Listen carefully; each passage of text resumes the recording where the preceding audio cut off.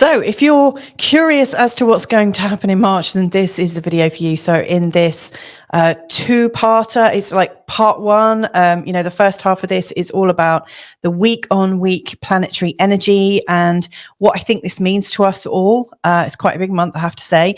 And then in the second part of this video, which is a lot longer, it's broken down into sign-by-sign forecasts.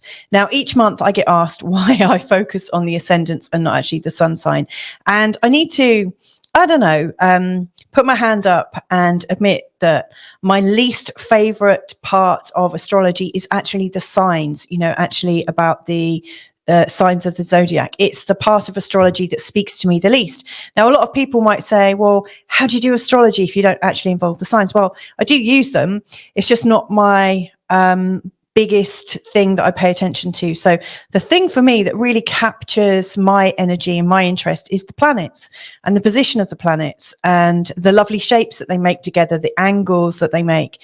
So I love the fact that all the planets are moving at different relative speeds to each other and making these connections and starting this, the way I see it is like it's magic in action. It's like, or chemistry, you are, it's like 1 + 1, and then something amazing happens when these two planets get together, or sometimes 3, sometimes 4. As I'm recording this today on the 28th of February, we've actually got the Sun and Mercury and Saturn in a conjunction together. And I see that all of their energies kind of fire up and work in an unusual way. So, yes, I'm all about the planets. And I'm also about the houses. I really like the story of the houses, that the ascendant is very much about the birthing of us, and it's our body. And, as you go through the houses, it tells a story of where we are at life, and as we sort of head towards the 12th house, it's like the metaphorical death. Now, obviously, I don't go through the whole story in each forecast, but I recognize that these different areas of the chart, they have a meaning to me. And so that's why when I look at your birth chart, I do the forecast from the perspective of the ascendant. Now, if you don't know your ascendant, it's really, really easy to find out. I've put in a little section right at the end of this first part of the forecast. You'll see a little section called Find Your Ascendant. And all you need to do is go to a website, click enter, pop in your details, hit enter, and it will tell you where you are. So anyway, that's why I pay more attention to the ascendants. Now, sometimes, I say sometimes, most of the time, I get asked by people, should I listen to the forecast for my sun sign or my ascendant or the moon, or could I do that? And, here's the other thing that I'm really that I really feel strongly about, and that is astrology is a tool for you to use. Okay, so there are a lot of astrological purists out there. Maybe we could call them astrological academics. And Lord knows they study and they, get together and they talk and explore things. And I love all of the work that they do. And yet I also believe that astrology is a tool that is used by the people. And because we're all different and we all have different temperaments and preferences and ideas about life, I think you should be able to use these forecasts in the way that you want to use them. So yes, I recommend that you listen to the forecast for your ascendant, but if you have this strong intuitive feeling that you should be listening to the one for your sun sign, then do that.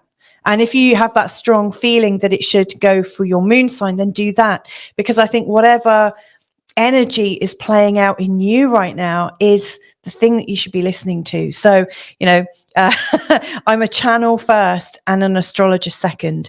And it's a bit like, I don't know if anyone that watches, have you ever been to like a clairvoyant evening or a place where somebody goes and they tune into, the spirits of people or whatever, often at these events, there'll be a message for a particular person, or like, you go and see Abraham Hicks. So you go and see Esther Hicks live, and she picks on a couple of people who've got questions, and yet somehow that question might just be relevant for 3 people at the back and this person over there to the left. So I think if you really feel that the moon forecast is what you need, you should go for it, because I think there is always a message for everyone, and there might be that message that you need to hear. So follow your own nose is what I would say. So anyway, without further ado, let's bring up a few slides to understand this month ahead a little bit better. So the big news then for March, and this is the thing that I think, I see this as focusing us really. So we've got the first really big thing that I think is worth paying attention to is the new moon in Pisces. The new moons are a really nice time to explore that freshness.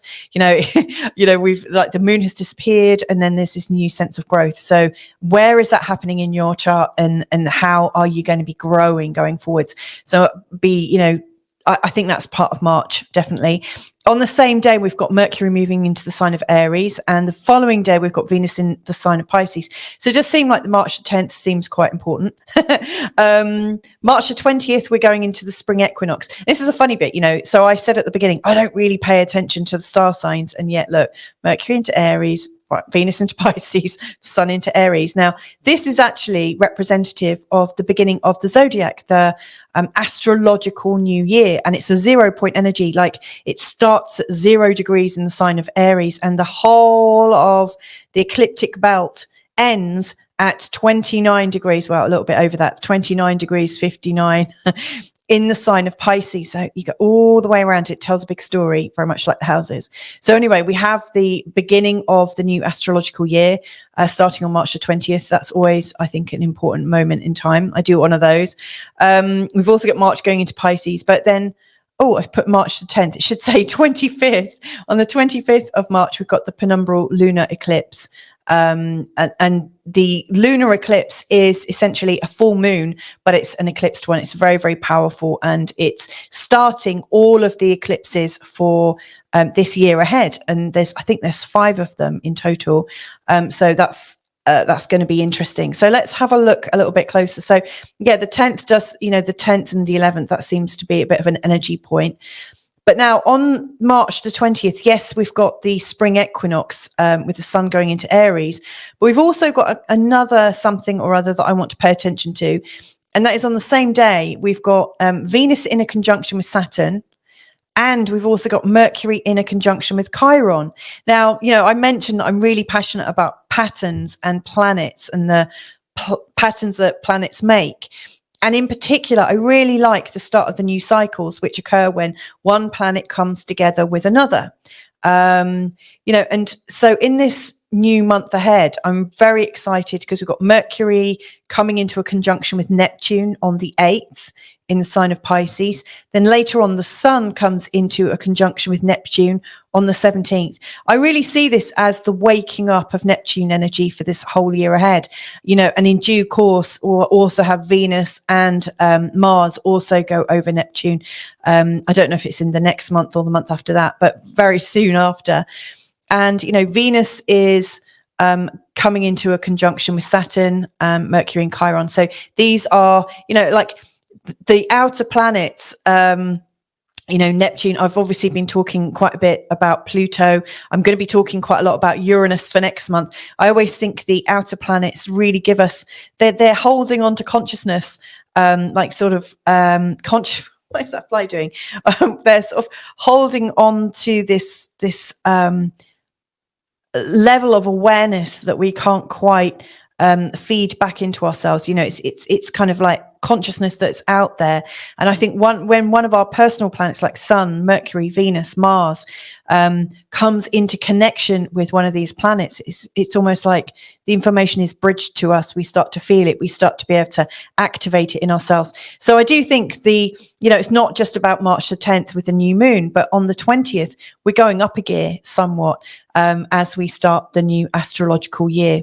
So before I go any further, let me just put a shout out to all the people that have very recently or who are regularly contributing to this channel. I really appreciate you. Thank you so much. And if you'd like to, you can see links below in the description. Now let's have a look. So yes, in March, I've said there's quite a few things going on, but what is already going on as we're heading into March, like at the end of February. And so I've already mentioned this right at the start. We are starting this month ahead with a conjunction between the Sun, Mercury, and Saturn. That's not usual, that the three of them are together. It's not unusual, but, having them so tight together on the 28th, and then, we're starting the next month a couple of days later. I think that is unusual. We've got the energy of Jupiter and Uranus is picking up speed. So at the beginning of March, Jupiter and Uranus are 8 degrees apart. By the end of the month, they're just 3 degrees apart. And obviously in April, they're coming together for the first time in many, many years, well over a decade. And I will be putting forward a new video about that at some point, I would imagine at the end of March. We've also got this energy that has been playing out since the 19th of February. So there are two different north nodes that are recorded and analysed. Now, one of them is the true placement of the north node. So the true node appears to be going backwards, forwards, forwards, backwards. So it's like going direct, it's going retrograde. In fact, you can see here, it's retrograde, then it goes direct, then it's retrograde, direct. And then we've got a smoother looking north node here, which is the mean, the average north node. So each of these is calculated and then popped into the ephemeris. So on the 19th of February, we had Chiron in a conjunction with the north node. On the 5th, we've now got Chiron just at the end of I think on the 5th of March, we've got Chiron in a conjunction with the other node. So effectively, Chiron and the North Node have been in a conjunction since the 19th of February, and they are continuously exact, I guess we could say, or it's through, from the 19th of Feb to the 5th of March. It's the most intense period of Chiron and the North Node together. Thereafter, they will appear to separate. So we've, as we're coming into March, we've got this intense energy of Mercury and Saturn and the Sun together, really giving us this idea that we can create something together using genius and persistence, where we are building up useful habits and being really quite smart and determined. As we're going into March, that's really serving us. We're also still very much navel gazing, we're very much in this place of self-inquiry, looking to illuminate and shine a light on all those hidden areas. And the energy between Jupiter and Uranus is building up and building up. Now I see so many different things that I want to talk about this. I've been holding off recording about Jupiter and Uranus really because I'm still waiting for the energy to really kind of get really clear with me. I've got so many ideas of what it represents, but just in these last few days and looking at newsreels that are coming up, for instance, I think there's something with Elon Musk and the launch of a sort of interactive website, that's using some kind of connection to the human brain. So there's all these different things that are coming up that I'm going, oh my God, that's Uranus and Jupiter. Oh my God, that's Uranus and Jupiter. So I am going to do something about it. I think it's picking up speed is what I want you to know. And I think there's going to be so many more stories. But, I was thinking about it earlier, actually. Obviously, I'm going on one of my usual slight digressions. But I was thinking about it, just a couple of days ago. Jupiter is the ruler of Sagittarius and Pisces. Both of those are mutable signs. They're both very much oriented towards freedom and autonomy. They need to have space. Both Sagittarians and Pisces need a lot of space, not very boundaried, either of them, and then Uranus is the ruler of Aquarius. Again, quite an unboundaried sign, although it is also ruled by Saturn. But, one of the motifs of Sagittarius and Aquarius, I would say, what's really, really shared between them is this idea of freedom and also the idea of truth. And having the space to be your individual self. And then one of the motifs of Pisces, I think, is sweetness and gentleness. And, Sagittarius and Pisces also seem to really have a sort of hopefulness, a kind of almost a desire for things to just go nicely. Almost, is it a part of faith? I don't know. But there is this, I really see this energy as it builds, encompassing a lot of this gentleness, a lot of the idea of truth and freedom. I mean, is this the beginning of the great awakening that people talk about? So many people talk about the age of Aquarius. Are we in it or not? Pluto going into Aquarius. I mean, there's just so many ideas of our, the idea of humanity is changing now. And as I'm sat here right at the end of February, contemplating March, knowing that April is this massive month, I wonder what your thinking is going on right now. What are you noticing around you? How are things changing? So anyway, that's the end of my little digression. I think we should actually start to look at March on a week by week basis. So let's bring this up now. So in terms of week 1 then in March, there's some interesting energies going on. This is the chart from literally the moment we go into March. This is London time. Obviously, I'm based in a London, Lisbon time zone. I'm recording from Portugal, not far from Lisbon. So what do I really notice? Well, obviously, we've got this ongoing Saturn, Mercury and Sun conjunction. On the 1st, we've also got Venus in a sextile to Chiron, which is really, really lovely. Mars and Venus have been traveling around together. Now, obviously, in February, if you remember, we had Pluto, Mars and Venus starting a whole new set of energies. Here, there's this feeling of I think, having space to be yourself, the idea of a bit of freedom to be ourselves. And also, Mars and Venus coming together, it's very much, I think, about sorry, I thought my internet had dropped out there. I think it's very much about, you integrating the opposites within you, integrating your masculine and feminine, integrating the energy of wanting to drive forwards and also receptivity. These two coming together is I think, a really deep integrative force. We are really trying to, if you think of Mars as being the ruler of Aries, and then Venus as the ruler of Libra, complete opposites. One's the 1st house, one's the 7th house, in terms of, one's the 1st sign, the other's the 7th sign.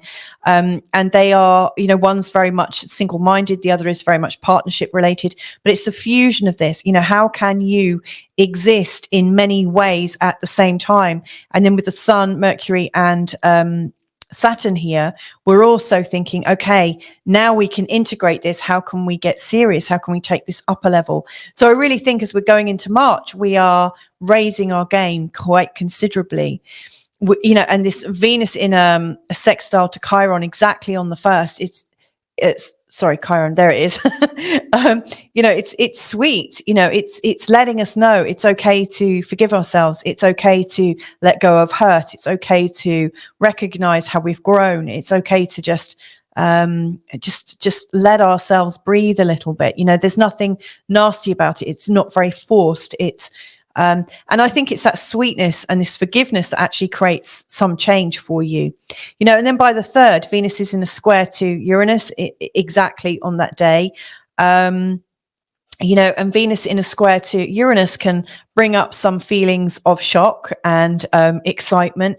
It's not very smooth energy. The energy of Venus, which is all about flow and connection, in this tight square with Uranus is quite challenging. It gets us feeling a little bit irritated, agitated, wanting to break things down, wanting to kind of come out of flow. So it's a little bit challenging, but I often think that when we have these sweet moments and we resolve something in ourselves, it's like our body or our psyche is saying, okay, well, it's safe now. I can let some other stuff up to be analyzed. And, the great thing is, as Venus is getting a little bit edgy with Uranus on the 3rd, on the 4th, Mercury is in a sextile to Uranus. And so actually it's like we're talking with our unconscious mind. It's like we have access to what's really going on underneath, so yeah, I think the first week is actually really useful.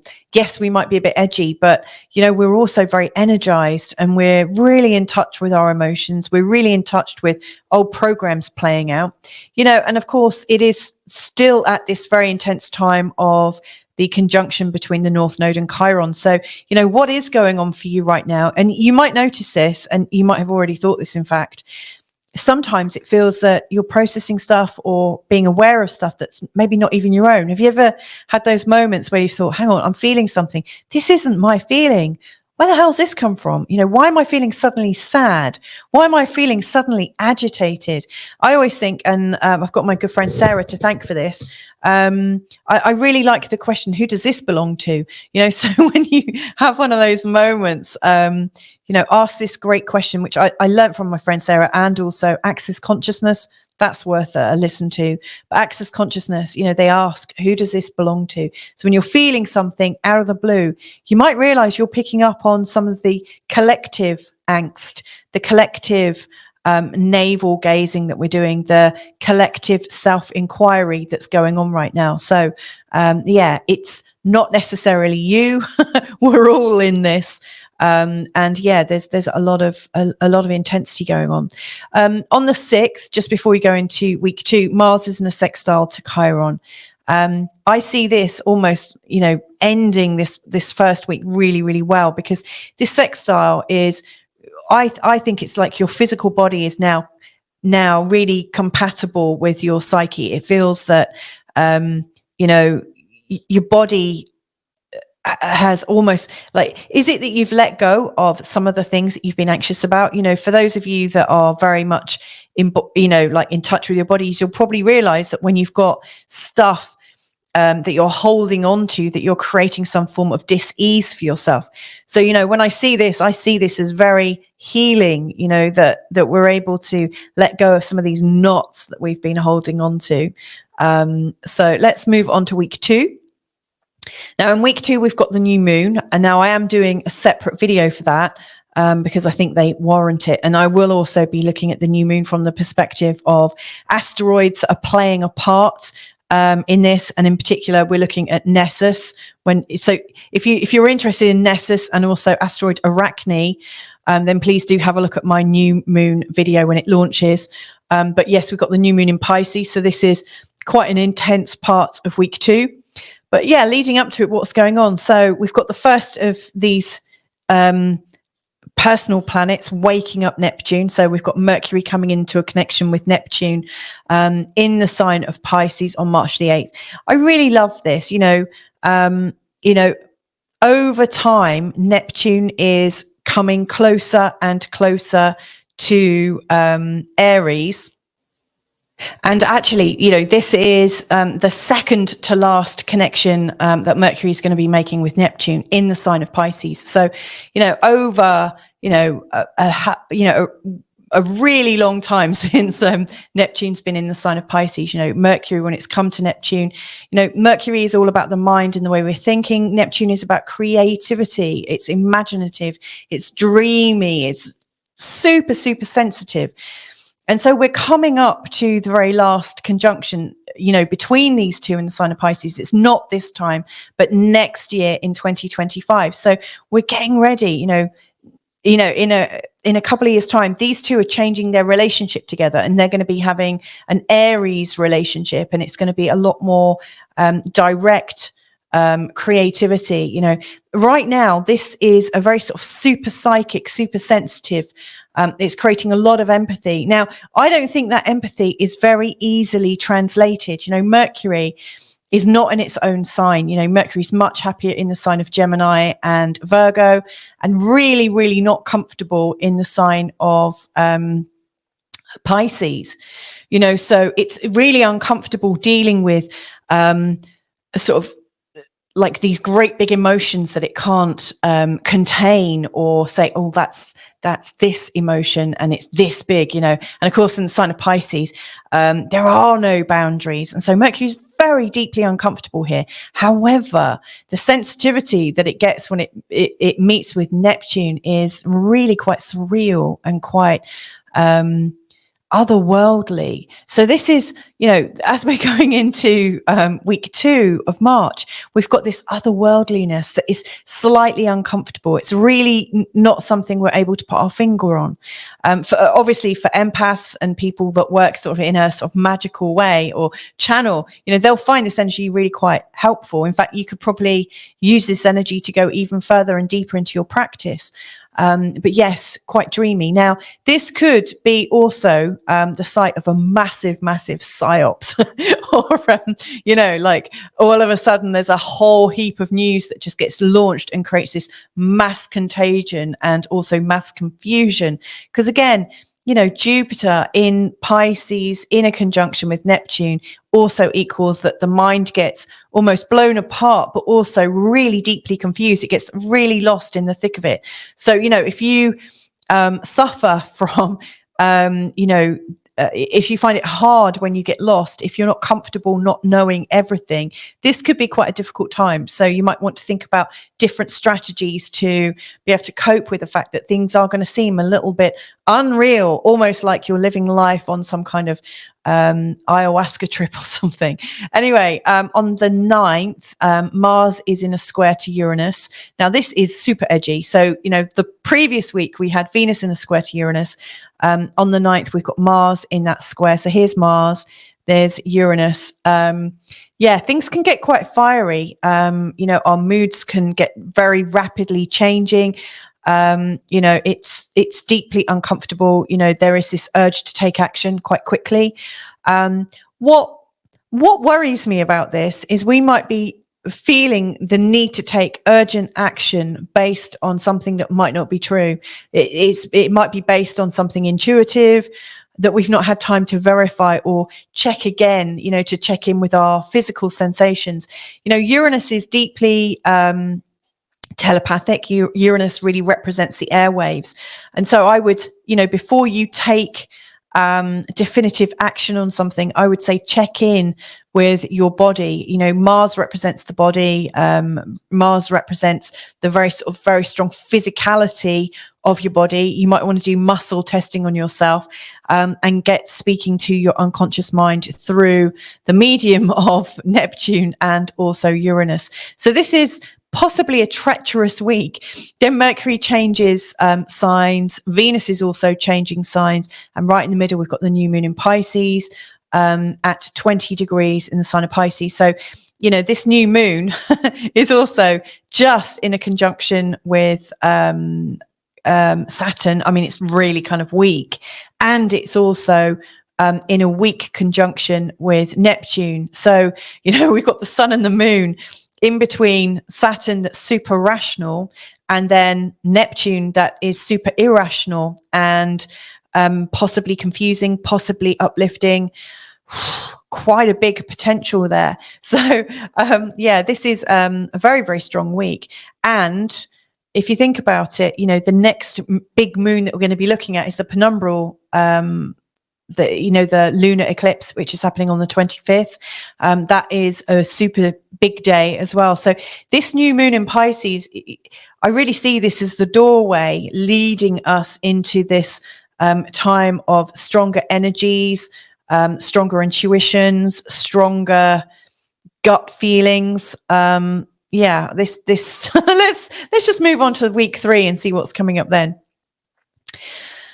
Oh yeah, of course, we've got the equinox again, stepping it up a little bit more. So it's funny, isn't it? Yeah. So week 1 is kind of picking up from February and the lingering Chiron North Node. Week 2, you've got the new moon and the feelings of Mars wanting to take action and also the enhanced intuition. Week 3 then, the sun then makes a conjunction with Neptune on the 17th. Mercury then reaches Mercury is moving very fast at that moment. So Mercury just a week later is in a conjunction with the North Node. The day after, we've got the spring equinox. So the sun goes past this point, and that is the start of our astrological new year. On the same day, Mercury is exactly in a conjunction with Chiron and Venus is in a conjunction with Saturn. I mean, this is a really big day. Do you know what? It just feels like all I'm saying is this is really big energy. This is really big energy. But it is. So let's unpack this just a little bit. So if you think the previous week, in week 2, Mercury connected with Neptune, which, like I said, Mercury felt quite uncomfortable about. It's unspecified, it's unboundaried, intuition, psychic influences. I think we can get very influenced at that time. Subtle energies can really come in. It's a time where we need to really ground ourselves and know what is ours and what is not ours. Now, if you're walking around super duper open because you've not grounded yourself, and you've almost got away with the fairies a little bit, then as Mercury moves on and your mind is still very sort of cluttered, not very direct, not very focused, then Mercury comes into a conjunction with the North Node, which is about your destiny and your legacy and where you're going. And all of a sudden you're starting to feel about, are you on the right path and stuff? And then a couple of days later, you're hit, boom, right slap in your face, Mercury and Chiron coming together. And that's you realizing, oh, maybe I'm not on the right path. And oh my God, my instinct here is to self-sabotage, so Mercury here really could do with going on holiday, and he is going to go retrograde soon as well, which I haven't yet mentioned, but he is going to go retrograde later on in the sign of Aries. So he's going to come back over these points. So yeah, it just feels like this is a really big time. If I was to talk about the sort of global mind frame right now, I would say we're in a massive space of confusion. We really don't know what to think. I do notice that some people are getting more hemmed in their viewpoints, so they've almost backed themselves into a corner, and there's almost nowhere left to go from where the logical, like if we were to move their beliefs right the way through to the end, almost like you're kind of winding it up on a cotton reel, you're trying to get to the end and work out, if we have this belief system about the world, where will that belief end, and how do we move from there? And it feels like there are lots of people right now that have backed themselves into a corner and their thinking is going nowhere. It's just perpetuating. It's going round and round in circles. And then there's a lot of people who maybe right now are realizing that some of the thoughts that they had about the world are just actually not true. And they're in a kind of place of suspended shock. They're feeling the shock and also not able to feel the shock because a lot of people are in a different mindset right now. It's almost like we're all in different mind spells, which I would say mind spell is very much like Mercury and Neptune together. So yeah, there's something going on there, isn't there? Yeah. And as the spring equinox comes around and the sun comes into Aries, we're really drawing a line behind us. We're saying, okay, goodbye 2023 and the first part of 2024, really start time to set off again. It's the official start of spring. There is this sense of new life, this sense of a new pattern emerging. And, maybe for us to sense this pattern, we have to let go of some of the thoughts that we've had and to be a little bit more open to other people's opinions, to let other things in and sit with them. We don't have to react to everything straight away. We don't have to be triggered by things. We really don't. It's always a choice. And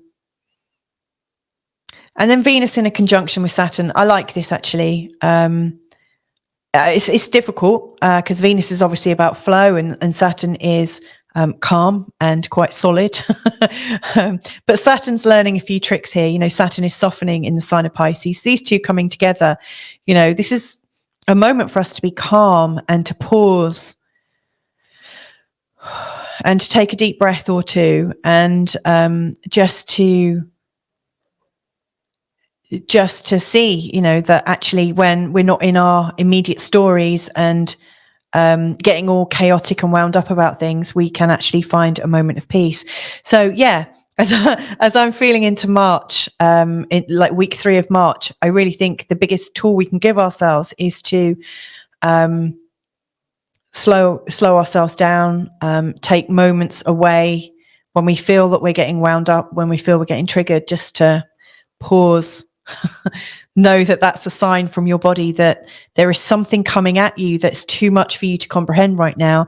And the best thing you can do is brace yourself, but gently brace yourself in love, and be calm. And then we go into March, week 4.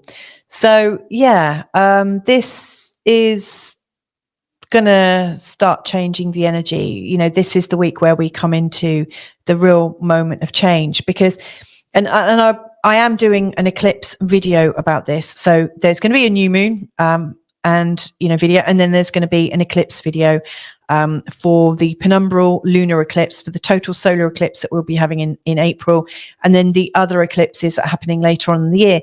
The eclipses, they're involved with the North Node and the South Node. It's when the new moons and the full moons are in the same location as the nodes. So what's going on with these new moons and these full moons, these big patterns and these new patterns, is there's so much more, almost like there's a much greater attraction point, I would say, to your core task, your core direction. It's like these new moons and these full moons have a much deeper relevance about your soul's journey, about how far you've gone, about what you need to learn, and you need to learn it quite quickly. The eclipse seasons, as they occur, they bring about quite a big change in consciousness. They bring about quite a big change in our lives. It's a lot of energy. People are really going through the ringer at this time. So, this is bringing us to the start of April, really. Obviously, I'm, using a calendar there.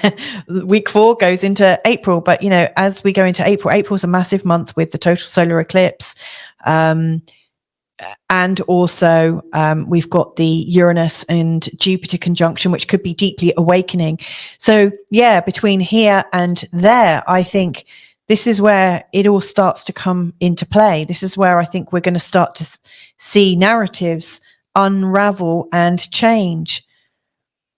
And it almost feels like there's a whiplash effect going on. In the for those of you that watch this show a lot, or my videos a lot, when I do my forecasts, I'm lighting up different areas of the chart. And for this one, I'm really focusing here on the Pisces story and the Aries story.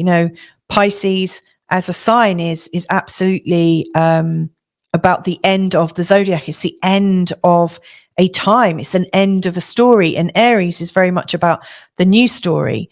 And it actually feels like we're in the gap between the end and the new, almost like we've come to the end and yet we're not able to start the beginning. And so we're just hanging around waiting for our cues and waiting for some more information to kind of arise within us, or emotion or energy or whatever it is, this feeling of, I know what my next step is. It's almost like this great big pause.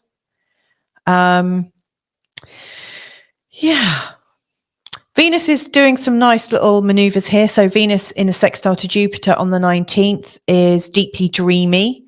And then the other side of the eclipse, Venus is making a sextile to Uranus, which is kind of bringing the dream, it's activating the dream somehow. It's shocking. It's shocking, that kind of feeling of dreaminess and expansion.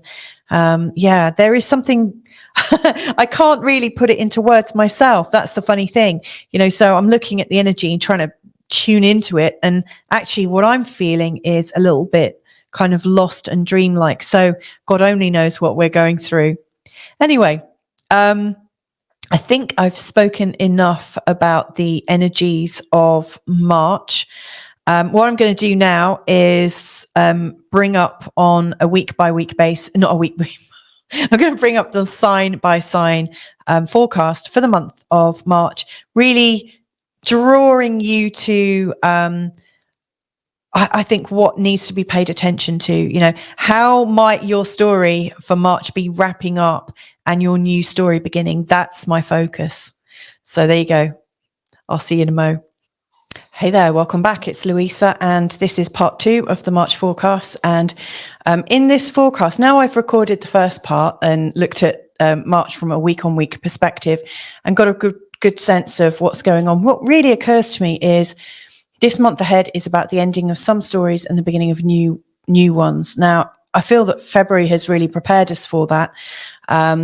First of all, because we had that very strong new moon in a square to Uranus, which is kind of shocking to the system.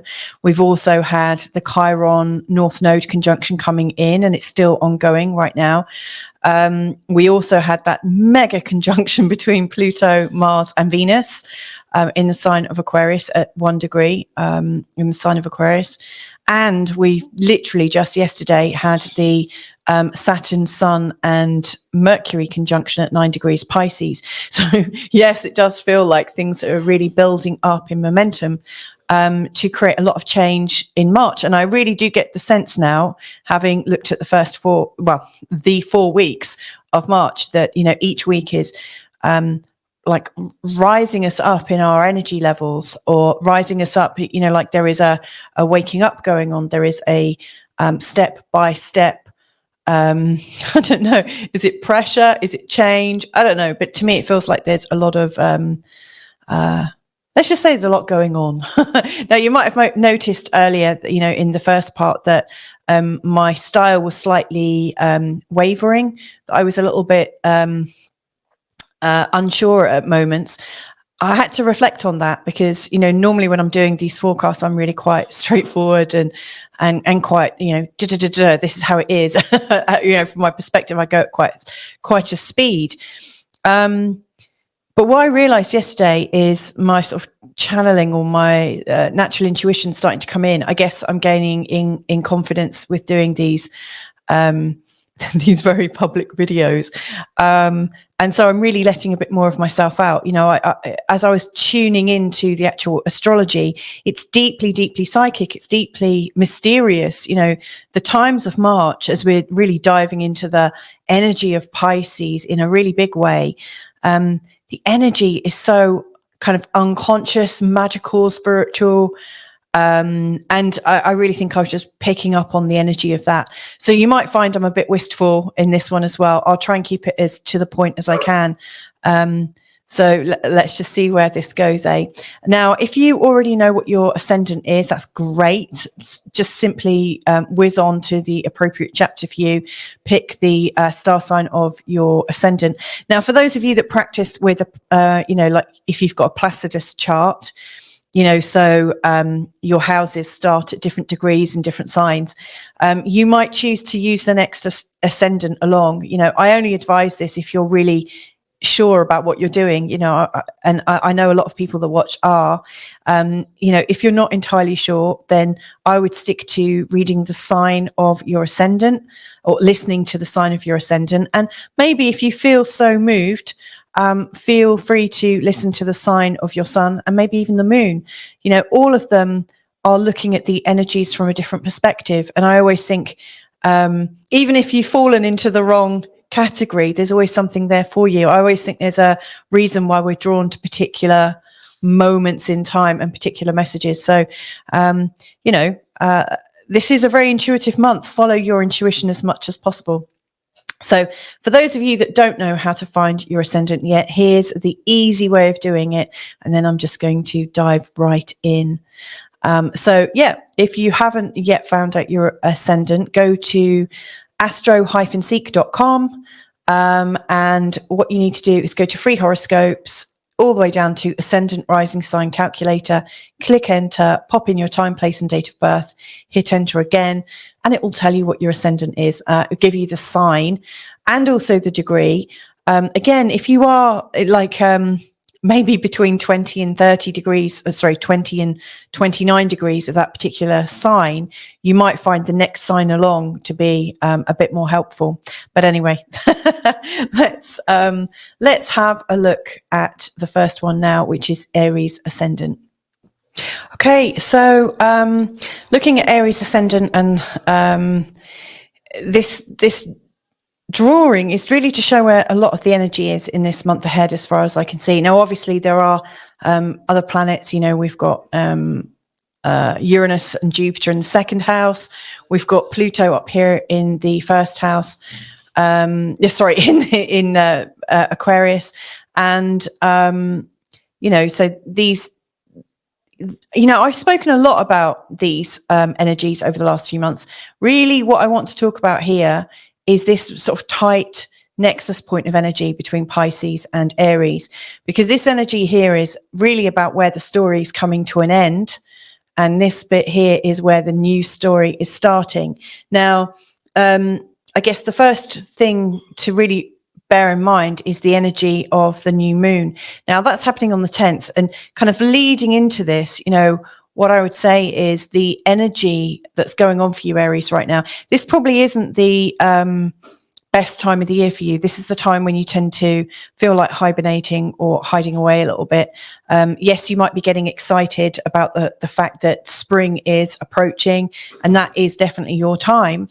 But this is kind of like the dark before the dawning of a new day. This is almost like the point in time where you feel like you're unraveling a little bit and you just need a bit of rest. And around the 10th, when we've got the new moon in Pisces, you know, it's awakening this sense of something bigger. It's awakening this sense of it's time to wake up. It's time to get moving. And yet you can't really move. It feels like a time to actually not take any action. It feels like you're meant to still be resting. You're meant to be, you know, putting your feet up, sensing what's going on around you. Now, I appreciate that with us Aries ascendant, that's really not your style, you know, but it feels like you're about to start a whole new story. You know, from March the 20th, it feels like things are really starting to come on in terms of your in terms of your confidence, in terms of being able to take action, in terms of being able to move out. But, you know, before then, it feels like you're still in the slumber. You're still needing to rest and actually do nothing. You know, and why would I say do nothing? Well, I think it's because, you know, there is something kind of growing. There's a momentum growing. And if you're too busy doing your usual thing and like charging off in the next sort of direction and you're quite an unstoppable force, you won't be able to pick up on those subtle signs that are really giving you clues. It's almost like life is actually giving you all the clues you need to know what to do in your first step as we come in and beyond the spring equinox on the 20th. You know, it really does feel like all the clues are there, everything you need to be able to set up your new life, or you know, to think, okay, let's turn the page and let's start over. All the clues are there already. They really are.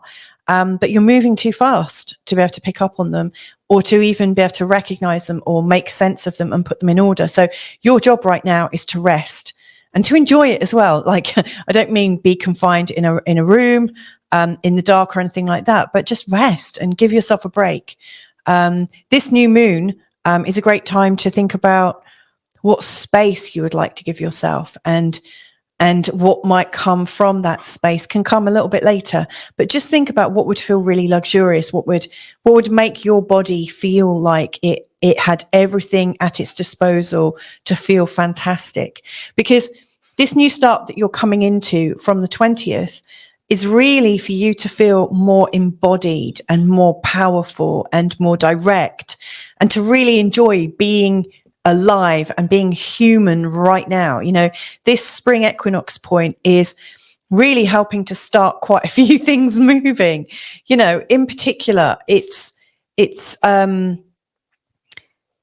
it's almost like the re-emergence of you. I mean, for you in particular, it's like a rebirth. You know, this is a rebirthing moment for you. This is the time every year when you start to feel like it's time to make plans. It's time to move. It's time to, I don't know, it's a time of excitement. Now, we've also got other things going on at the time of the 20th, which I just quickly want to walk you through, because I think these are also playing into this. Yeah, so in particular on the 20th, on the day of the spring equinox, you've also got Saturn and Venus coming together in the sign of Pisces. But Saturn and Venus are coming together, really saying it's time to be still and calm in your mind. And then Mercury and Chiron are actually in a conjunction in your first house. So, you know, what's going on as you're going into this very new phase is like, it feels like it's required for you to be calm and still in your unconscious mind, so that in your physical body, you can hear what your body is saying to you in terms of any injuries. You can hear what your body is communicating with you, so that you can actually make the changes. So that's the real message I see as you're going into this new year, is that you need to be able to create the calm necessary so that as you're going into this new astrological year at the time of the spring equinox, you can listen to your body fully and be able to engage with the messages that it gives you. You know, during this lead up time, we also do have some very sort of psychic type things happening in this area of your chart. You know, Mercury coming into a conjunction with Neptune on the 8th. We've then got the Sun coming into conjunction with Neptune on the 17th. These are, you know, really, really strong days. So rest up as much as you can, in particular leading up to the 10th. And then, you know, like allow the energy of your imagination, your intuition, some of your darkest secrets, like, might be coming out. You know, when you give yourself this rest, when you give yourself this time, you'll find all sorts of different things come up. And rather than judge them straight away, again, you know, another thing to do is kind of practice forgiveness for yourself. Like, love these things that are coming up in you, even if they feel difficult. Find forgiveness for yourself, because the more soft you are with this time, the much quicker and more gracefully things will pass and transform. So, you know, the real message here is be soft with yourself and gentle, and listen to your intuition up until the 20th. And then as you're moving forwards, you've got everything that you need in place. You're fully in awareness to be able to take the next step. Last thing that I want to share with you, on the 25th, we've got the lunar eclipse, which is taking place here in the 7th house. Now, this is the start of the whole eclipse, you know, the eclipse season. There'll be the total solar eclipse in April, and I am going to be doing a separate video about the eclipse season. And the eclipse season will sort of come back to us towards the end of the year, towards autumn time, you know, when there'll be an even deeper letting go of whatever's coming up here. But the very first, like the opening chapter of the eclipse season for you, is to recognize that right now it is time to invest in yourself and in your feelings and in your body, and to really feel like you are in charge of your human meat suit, you know, the thing that is carrying you through life. And the biggest distractions right now is other people. It feels like other people are pulling you off the path of self-inquiry and self-containment. So I would be aware of those energies coming in at the time of the lunar eclipse. And obviously, if you want to know more about that, then, you know, I will be talking about that particular eclipse in a future video. There'll be a lot more information. But anyway, I hope that's helpful for you, Aries, and have a good month ahead. Okay, Taurus. So let's have a look at how March is likely to go for you. Now, you'll see, first of all, that we've got this thick red band, which is really like showing where we're coming to the end of one cycle, one story, and going into a whole new one. This yellow dot here is representing the spring equinox, which is I put in Happy New Year here. It represents the astrological new year. And as such is a pretty strong time. On that particular day, we've also got Venus in a conjunction with Saturn, and we've also got Mercury in a conjunction with Chiron. So, you know, as we're starting this new year, there's a pretty strong feeling. But let's talk about the first part of March, which is very much in this ending cycle. So the first thing to kind of really say is there's a lot of empathic energy and intuition in terms of your friendships. There's lots of things that you're picking up in terms of your friendships, in terms of the people you're networked with, a lot of genuine compassion and empathy, and almost like a feeling that you're being pulled in that area. It feels like you almost don't have enough energy to be able to give all of your friends and networks. And it almost feels like you're full of connection. In fact, the 11th house is very much a global house. And it's interesting, that as we're getting ready to start a whole new astrological new year, obviously, as this time comes around, at the end of each astrological year, you're always ending it in terms of the global vision and how connected you are with people. And so, with Mercury coming into a conjunction with Neptune at the on the 8th of March, then we've got this deeply psychic new moon in Pisces that is also really beautifully in a sextile with Uranus, really amping up the feeling of connection. And, like we're all in telepathy somehow, we're all absolutely connected.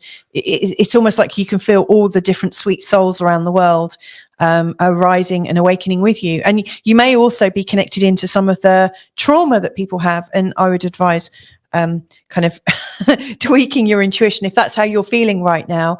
I guess what I would say to ensure that the sort of co-created energies right now aren't affecting you is to set your intention of how you want to feel. So at the start of every day, as we're in this last phase of the astrological year, I would start your day and make a conscious decision to be absolutely in a place of joy, absolutely in a place of friendliness, loving, kind compassion, and also being very, very sure about that is what you want to experience, like ease and joy and glory, and that you don't actually want to experience something that's going to be particularly gloomy and pulling you in. Because I really think like the 11th house is a very sort of co-created place. And right now, with like Mercury is now combust, it's not in a very strong position, but it's connecting with Neptune, and it's all over the place. It's sensing everything. Mercury's not happy in this sign, in the sign of Pisces. It's picking up on everything and it doesn't know what to do with it. And then we've got this psychic new moon, and then we've also got the sun in a conjunction with Neptune on the 17th. These are all absolutely ramping up your levels of feeling in a very, very global sense. So you could absolutely get very influenced and very swayed by what you think is going on. So yeah, really from my heart to yours, I really encourage you to ground yourself as much in your own reality, so that you can connect into the higher vibrations of what's going on worldwide rather than the lower ones. Trust me, it will be really, really helpful in terms of setting up your new year in a great way. That doesn't mean to say you don't appreciate that other stuff happens, but it's just that you make a concerted effort to, maintain your composure. You can't really help people if you're dragged into the drama. Your best way of navigating this world right now is to really be sure of your own energy fields. Now, as we come to the spring equinox on the 20th, like I said, Venus is in a conjunction with Saturn in the sign of Pisces. They are holding their space there as you're going into the new year, really saying it's important to be calm and firm and serene in terms of your global exposure. Be as zen as you can, because as you're moving into the new year, you always start your new year on a bit of a vision quest, in fact, because, the sun is going through the sign of Aries, which is kind of like your blind spot. And in this blind spot, you've got Mercury in a conjunction with Chiron, which I think is giving voice to some of the insecurities that you might have become aware of over the last few months, in particular with the Chiron North Node conjunction. Mercury is now here in the sign of Aries, and it's able to give voice to your fears, your insecurities. It's able to really articulate what has been going on for a long time. So I think the more you're resting up and watching your energy fields to make sure it doesn't get too global and that you can stay more confined and serene, the more beneficial it is to you as you're going into the spring equinox and beyond. Because you're able to finally understand what's going on in your blind spot. You can kind of see it. It's like you can suddenly navigate your blind spot. And I think that's a useful start. Now, the last thing I want to just make you aware of is on the 25th, we've got the Penumbral Lunar Eclipse. It's the first eclipse of the year. So it has the total solar eclipses. Its complement that happens 2 weeks after on the 8th of April. And then as we head into around the time of the autumn equinox, we start the other part of the eclipse season. And things will be quite interesting there. I will explore all of this in a further video and do more of a deep dive about it. But suffice to say, this eclipse is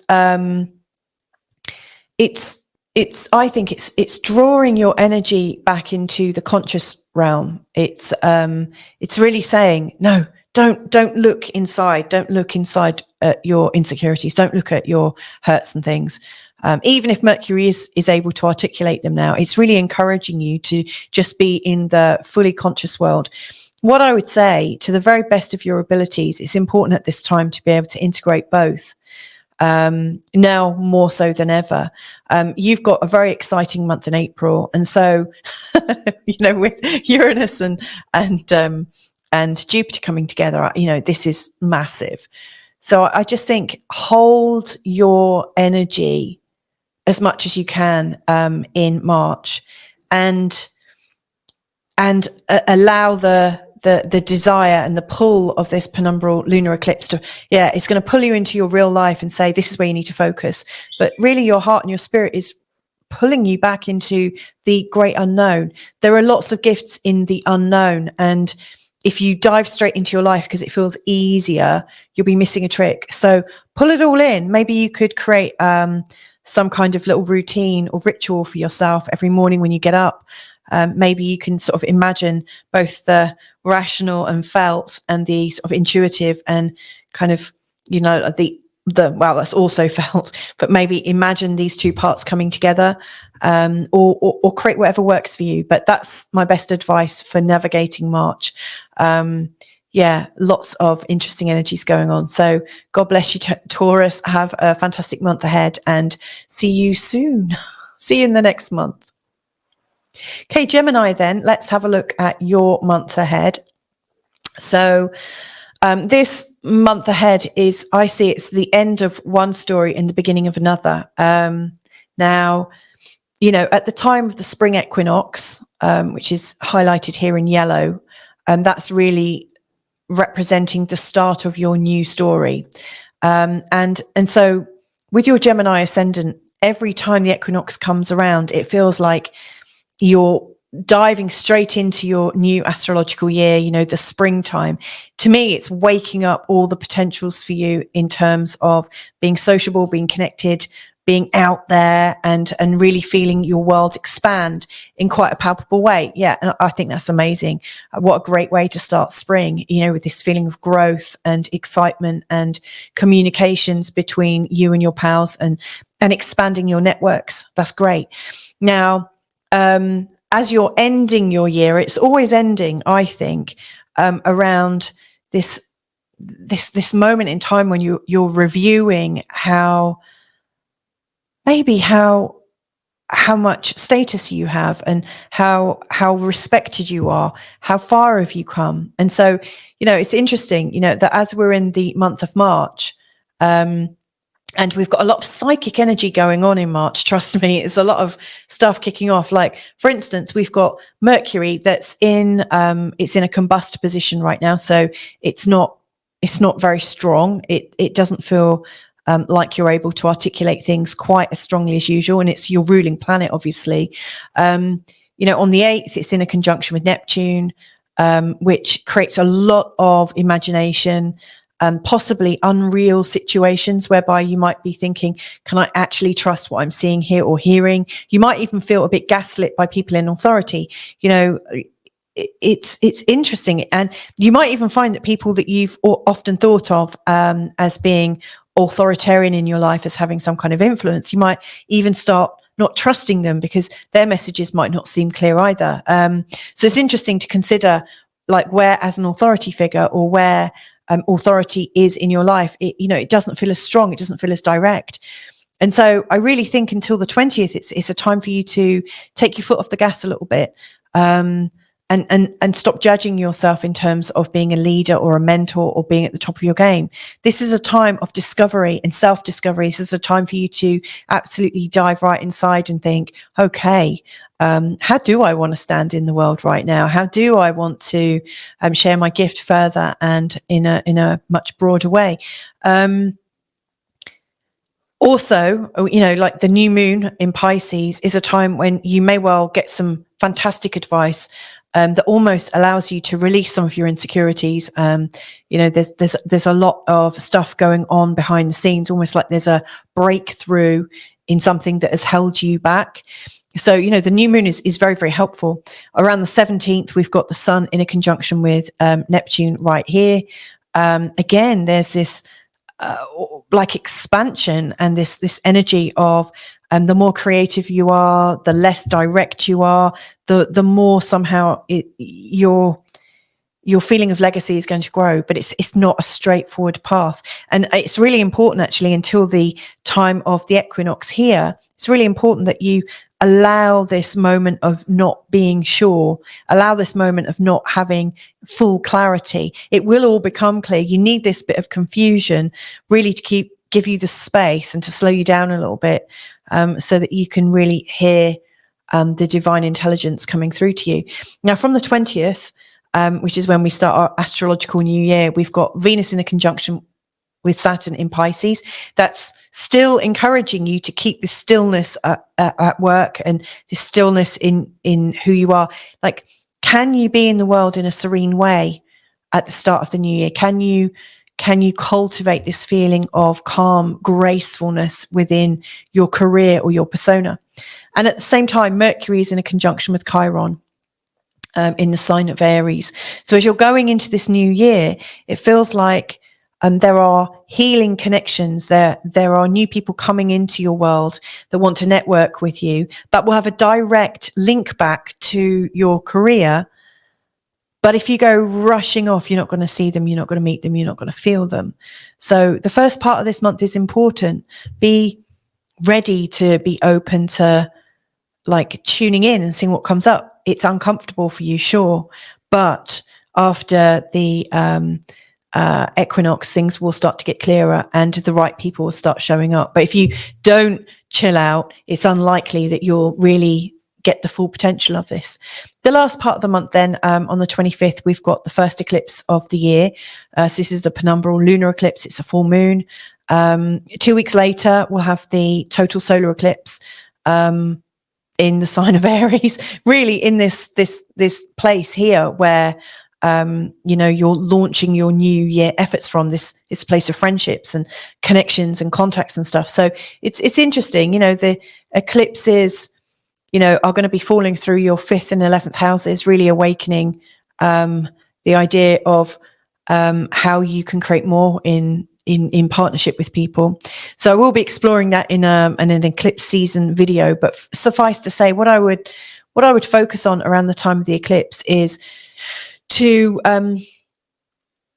not feel the pain of where you're not owning all of the decisions and the creations. There is this tendency for you to want to create stuff and to keep creating stuff, and maybe life is trying to get you to create stuff, and actually, right now you're meant to be creating this openness for partnership.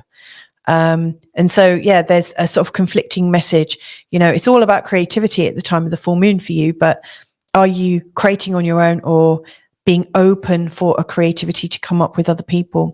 And I don't think you need to answer that straight away. It's all going to make sense, and April's going to give you a lot more insights there. But anyway, I hope that gives you some insight for March. Like I said, just be open to the magic of a new legacy, a new pattern arising for you. So thank you, Gemini, for letting me do that.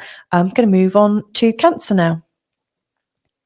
So Cancer ascendant, this is, I think, an important time of the year for you. This forecast is very much about how we're ending one story and we're about to start a whole new one. And this red bar here is really showing us how we're coming to this ending and how we need to be starting this new story, because actually it's not a complete changeover. It's not like you move out of one house, you shut the door, take the key out, pass it to the estate agent, and then pick up your new keys. It's not as clean and clear as that. You know, what's really happening is, I guess what I'm seeing is it's like there's two colors. If you imagine Pisces here is this lovely blue color, and then Aries is this lovely red. Actually, the time you're in until until the end of the month, we're just in this purple zone. You know, the two energies of Pisces and Aries are absolutely one of the same, but you're just going through gradations of blue, purple, purple, purple, red, purple, and then into red. So it's really kind of blended. It's not a clean cut, but let me explain what I see happening. So, you know, in the first part of March, and very much until the 20th, we've got more of the Pisces side energy coming out. And during that time, we've got Mercury, which is not very happy in the sign of Pisces. It's combust at the moment. It's not working to its full capacity. So you might, your thoughts about expansion, because this is taking place in your ninth house of expansion, philosophies, your spirituality, your belief systems, your politics. It just feels like there's so much new stuff coming to you that it's totally difficult to pin down what's going on. And my advice here is don't try to pin it down. I mean, thankfully, you've got your Cancer rising here. So, you know, you're quite used to having this kind of sort of emotional context, you know, that may well drive your beliefs and behaviors and your ideas about spirituality. So hopefully this isn't quite so confusing for you. But, you know, as you're going into this new time, this new part of the year from the spring equinox, you know, this is a very important time for you. It goes into the 10th house. It's very much about your reputation and your legacy and how you're seen in the world, how you feel as an adult. Do you feel like you're accomplished? So, you know, we are ending one story to start at a very important part in your chart, the next part of the story. Now, the first part, Mercury and Neptune together is creating a lot more psychic awareness, a lot more intuition. You'll be feeling religion a lot more, I would say, possibly needing more guidance. You might be tuning in, asking for more guidance from your God or your higher self or whoever you believe in. And you might also you might realize that some of these sources that you've relied upon are not true. That's your experience right now. And you wouldn't have been able to detect it before because you weren't ready to, and it wasn't the truth you were living through. But now it feels that your truth is different. And so there are new things coming up, and that's going to take some time to integrate. So you need time to allow that to happen. The new moon in Pisces on the 10th is great. You know, it's highlighting your amazing capacity for faith. It's highlighting your amazing capacity for compassion and forgiveness, and it's creating this wonderful sense of optimism that maybe actually a good open heart can create changes and waves in vibrations, and I see that as being very, very beneficial. Then, you know, as we get to the 17th of March, the Sun and Neptune come together, and again you're feeling this sense of maybe a sense of explosion in this area of faith. You know, it feels like there is something to believe in, there's something to connect to. And I think that feeling of connection is deeply reassuring. And it's good that this is coming up for you, because as we go into the spring equinox, this time when, you know, your faith almost brings you so far, and then it's saying, okay, you're on your own now. Have you built up enough resources in yourself? Have you built up enough confidence? So as you always start spring, it feels like you're needing to take the next step on your own. So what I would do if I was in your shoes, Cancer ascendant, is build up this sense of faith and trust in the universe or religion or yourself or your energy fields, whatever. Build up this sense of trust that it doesn't matter what's going on in the world. It doesn't matter what's true, false. or in fact, that you feel so confident in who you are that it doesn't matter which political leader is ruling or winning or this, that, and the other, that you can almost trust so much in your unique experience, trust that life is going to look after you, that you can let go of all that stuff, and recognize that it doesn't need to have the prime. Like if you think of your brain and your heart and your focus and your awareness as real estate, like the rooms in your house, you know, it to me, it looks like as you're coming to the end of this new year, most of the rooms of your house have been taken up with belief systems and what's right, wrong, and blah, blah, blah. Actually, most of your rooms should be filled with peace and hope and a feeling of confidence, growing confidence that life has your back. So kick out these old belief systems, kick them out. They don't deserve that real estate. They're not paying you rent to take up your space. Take it back, so that from the 20th, you're able to step forwards without feeling held back because of, you know, this belief or that belief. You need to be walking into your future really free. About that, it's really important from the 20th to feel poise. Venus in a conjunction with Saturn in Pisces is encouraging you to keep that sense of grace and poise about, you know, the higher belief system. You know, this stuff about politics and financials and who's shagging who in terms of celebrities, it's none of it is really, it feels real, and yet it's not important. I mean, at some level it's important, but how you live your life is the most important thing. That's the most important thing. So if you can find poise and a sense of gratitude for what your life has given you, as you step into, you know, the equinox and beyond, you'll be able to know exactly which energies are going to be fruitful, you know, which ones are going to be moving you forwards.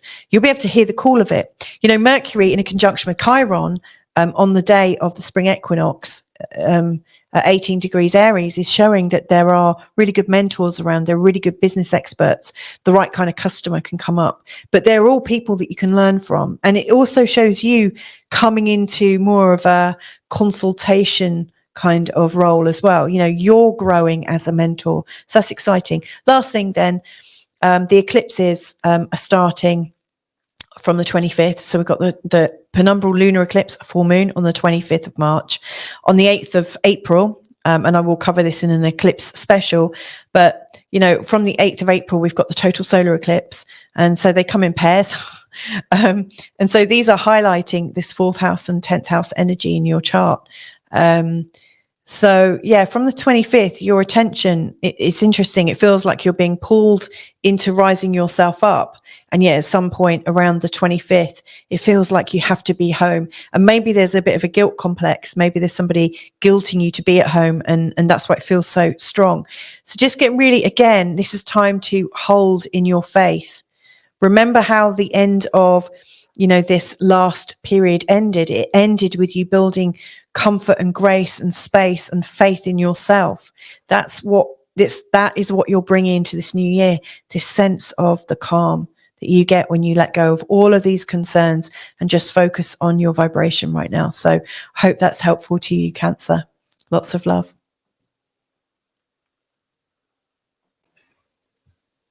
Okay, so let's have a look at Leo Ascendant right now. So Leo Ascendant, you'll see that for March, I've drawn quite an interesting picture, slightly different from last month. You'll see that this reading is all about the ending of one life and the start of another, or a new cycle, because we've got the spring equinox coming up. Happy New Year. It's the Astrological New Year that starts every time that the sun goes into the sign of Aries, which is represented here by this yellow spot. I didn't realize, but the yellow spot could be the sun. And of course, the sun is your ruler. It's a really important moment in time for Leos when the sun goes into the equinoxes and the solstice points. So anyway, at this time of year, and this new story is starting, this new cycle, It always starts in your 9th house, which is very much about your faith, your trust in the world, and what's coming up. You know, it's very much about your sense of wanderlust and your sense of how much bigger can your life get. And how much faith have you got to allow that to just happen? You know, it's a time actually that's quite exciting.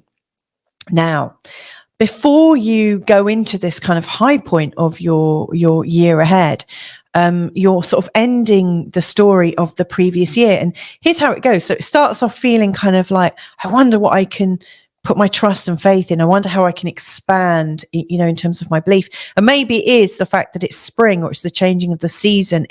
And sorry, for those of you who are, I've just realized my error, because obviously if you're in the southern hemisphere, it's the start of autumn. So I shouldn't really say spring equinox. I should say, March equinox maybe. But anyway, it's the changing of the seasons. There's something kind of magical about it.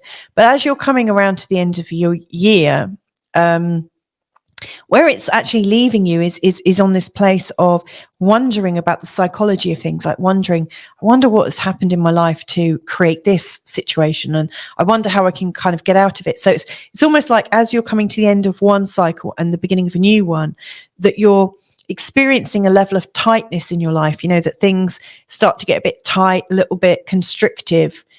And then as the as the equinox comes around, you know, there's this feeling of hope and optimism, and this feeling that life is about to just get so much grander.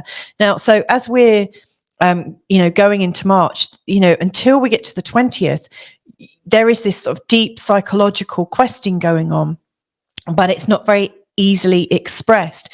You know, this questing energy that's happening, you know, Mercury, first of all, you know, is not functioning normally. You know, it's combust, it's so close to the sun still, it's just had its cazimi. It's very imaginative, it's kind of really psychic, it's off the scale psychic, it's picking up on all this extra stuff, and you may well find that it's picking up on subtle hints and energetic barbs that you hadn't been aware of before, but all of a sudden it feels like, crikey, I didn't realize that person had me in such low regard. It's almost like it's picking up on all these extra little barbs and judgments that it hadn't been aware of before. So it can feel a bit spiky. And then you know, the time of the new moon, you've got the sun and the moon together in this place, and it can bring about this sense of a rebirth. It can bring about this sense of you know, a sense of understanding of the psychological aspects of your world, and how things have become how they have become, you know, how that journey has occurred. I mean, the new moon here could represent a stepping into a new role in your life, you know, that you're coming up a level, you know, you're going through a rites of passage. And maybe this is what's been going on, is that things have got a little bit sticky and a little bit constrictive, so that you grow beyond where you are. I think that's probably what's going on. And then around the 17th, we've got the sun and Neptune together, really encouraging you to birth into a more mystical version of yourself. It's saying, look, the answer is not to look deeply within, you know, at the nitty-gritty of it. You know, the answer is coming from a sense of faith and a sense of connection. So as the spring equinox comes around, actually it feels like quite a release. Now, I would say it's not a time to necessarily go woohoo and like rip your clothes off and go and commune in nature and become all, you know, like massively hippified or anything like that. Not that there's anything wrong with that at all. But what I would say is just have a little moment of poise. Just pause for a moment. You know, Venus and Saturn are in a conjunction on the 20th at 12 degrees in the sign of Pisces. Just urging you that, yes, you are stepping forwards, and yes, you're feeling excited and quite up there, but you're still processing where you've been. You are still stepping into this new version of yourself. And also Mercury is in a conjunction with Chiron. So yes, there are teachers around. There's lots of great people coming into your life around this time from the 20th. It feels like there's lots of knowledgeable people that can really help you in your journey and to sort of like nudge you here and to say, oh, maybe you're not feeling quite deeply into this enough in terms of your spirituality and your belief systems. There is a calling for you, but you're not going to hear that unless you have that moment of poise. I think it's, as you go into the equinox, it's time to feel that poise and allow the old story to just kind of disappear a little bit, and so that you can step into this new adventure with gratitude and an open heart, which of course you Leo ascendants really have in spades. Now, the last thing I want to bring your attention to is on the 25th, we've got the Penumbral Lunar Eclipse, the first eclipse of the year. I'm going to be talking more in a special eclipse video. Now, these eclipses are going to be falling in between your 3rd and 9th house. So, there is this deep desire to kind of fall headlong into learning and expansion, and like, how much more can I learn? It's almost like a deep dive. And yet around the 25th, there's a side of you that is saying, well, hang on, how rational is that? Or how set is that? Is that true? Is that false? Blah, blah, blah, blah, blah. What I would say is get out of the detail. You are being pulled back into the detail, but actually your best learning and your best experience right now is to feel into the context of what it is you're hearing. So if you're hearing things that are stimulating a response in you, rather than thinking, oh, what's the source on that? Is that actually true or not? Actually, what I'd recommend is think, well, if it's true, what does that mean? If it's false, if it's not true, what does that mean? And then the fact that I've made these meanings, what does that mean? Because actually there's so much more to unpack in the meaning of it that will actually, take you further in your journey. So don't get bogged down with the details. Really don't. Choose not to.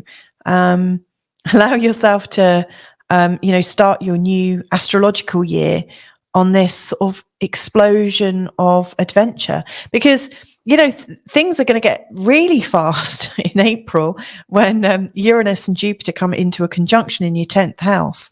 So let's get that energy rolling and running. Let's get that energy growing so you're ready for this conjunction. Anyway, Leo Ascendant, I'm going to leave that there. I hope that's helpful. See you next month, if not before. Lots of love. So let's move on to Virgo Ascendant then, shall we? So Virgo Ascendant, let's have a look at March for you, because this is an interesting time because, we're still kind of in Pisces territory here, which is, it's kind of like you're not self-pattern. It's not you. It's not really you. It's like your Virgo ascendant is all here and Pisces is all just over here, and your ruling planet Mercury is over here right now in this place. It's kind of uncomfortable. So what I want to share with you is how we're coming to the end of like the last astrological year, and how we're entering into the new astrological year, which starts on the 20th of March, the spring equinox or autumn equinox, according to where you are in the world. Put in Happy New Year there. It's it's the changing of the seasons. It's the changing of the guard.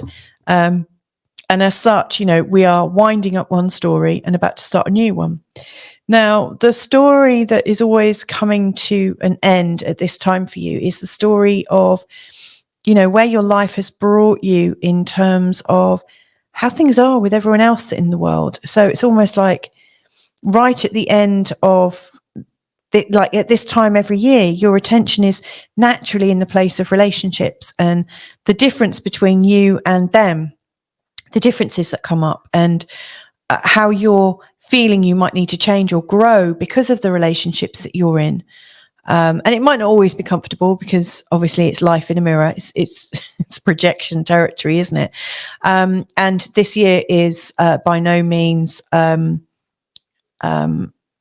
any exception to the rule. Like right now, I mean, you've had Neptune going through this house for years, and Neptune is coming to the end of its time in Pisces. And, this time next year, Neptune is actually transitioning into the sign of Pisces. What this means is, like, in this month ahead, we've got Mercury and the Sun coming into a conjunction on Neptune. Neptune's right here, almost about to go over, but not quite. And, next year we have got Mercury and the Sun coming into a conjunction with Neptune in the sign of Pisces. You really are at the end of this kind of nebulous relationship story, whatever's been going on in terms of relationships. And this kind of, is it a disappointment that comes up at this time of year where you start thinking, God, my relationships should have so much more promise and they're not quite matching what I'm expecting. But there is something that's kind of coming up every time this year, at this time of year. And, you're coming to the end of this, within 2 years, Neptune's going to be here and your relationships are going to feel so much clearer. They'll be much easier to interpret. But anyway, suffice to say, we're coming to the end of this story, and I would say from the 20th, there is this kind of new start. But in the first part of March, there is this sort of psychic awareness. It's a feeling of like all these different things going on in your relationships. Can't quite put your finger on it. Like Mercury is not in a strong place right now. And on the 8th, he makes a conjunction here with Neptune. And it really exposes boundary issues. It really exposes where maybe things aren't clear between you and partners, where there's been a mix-up, a confusion, and you almost don't know how people are feeling about you and whether you can trust them or not.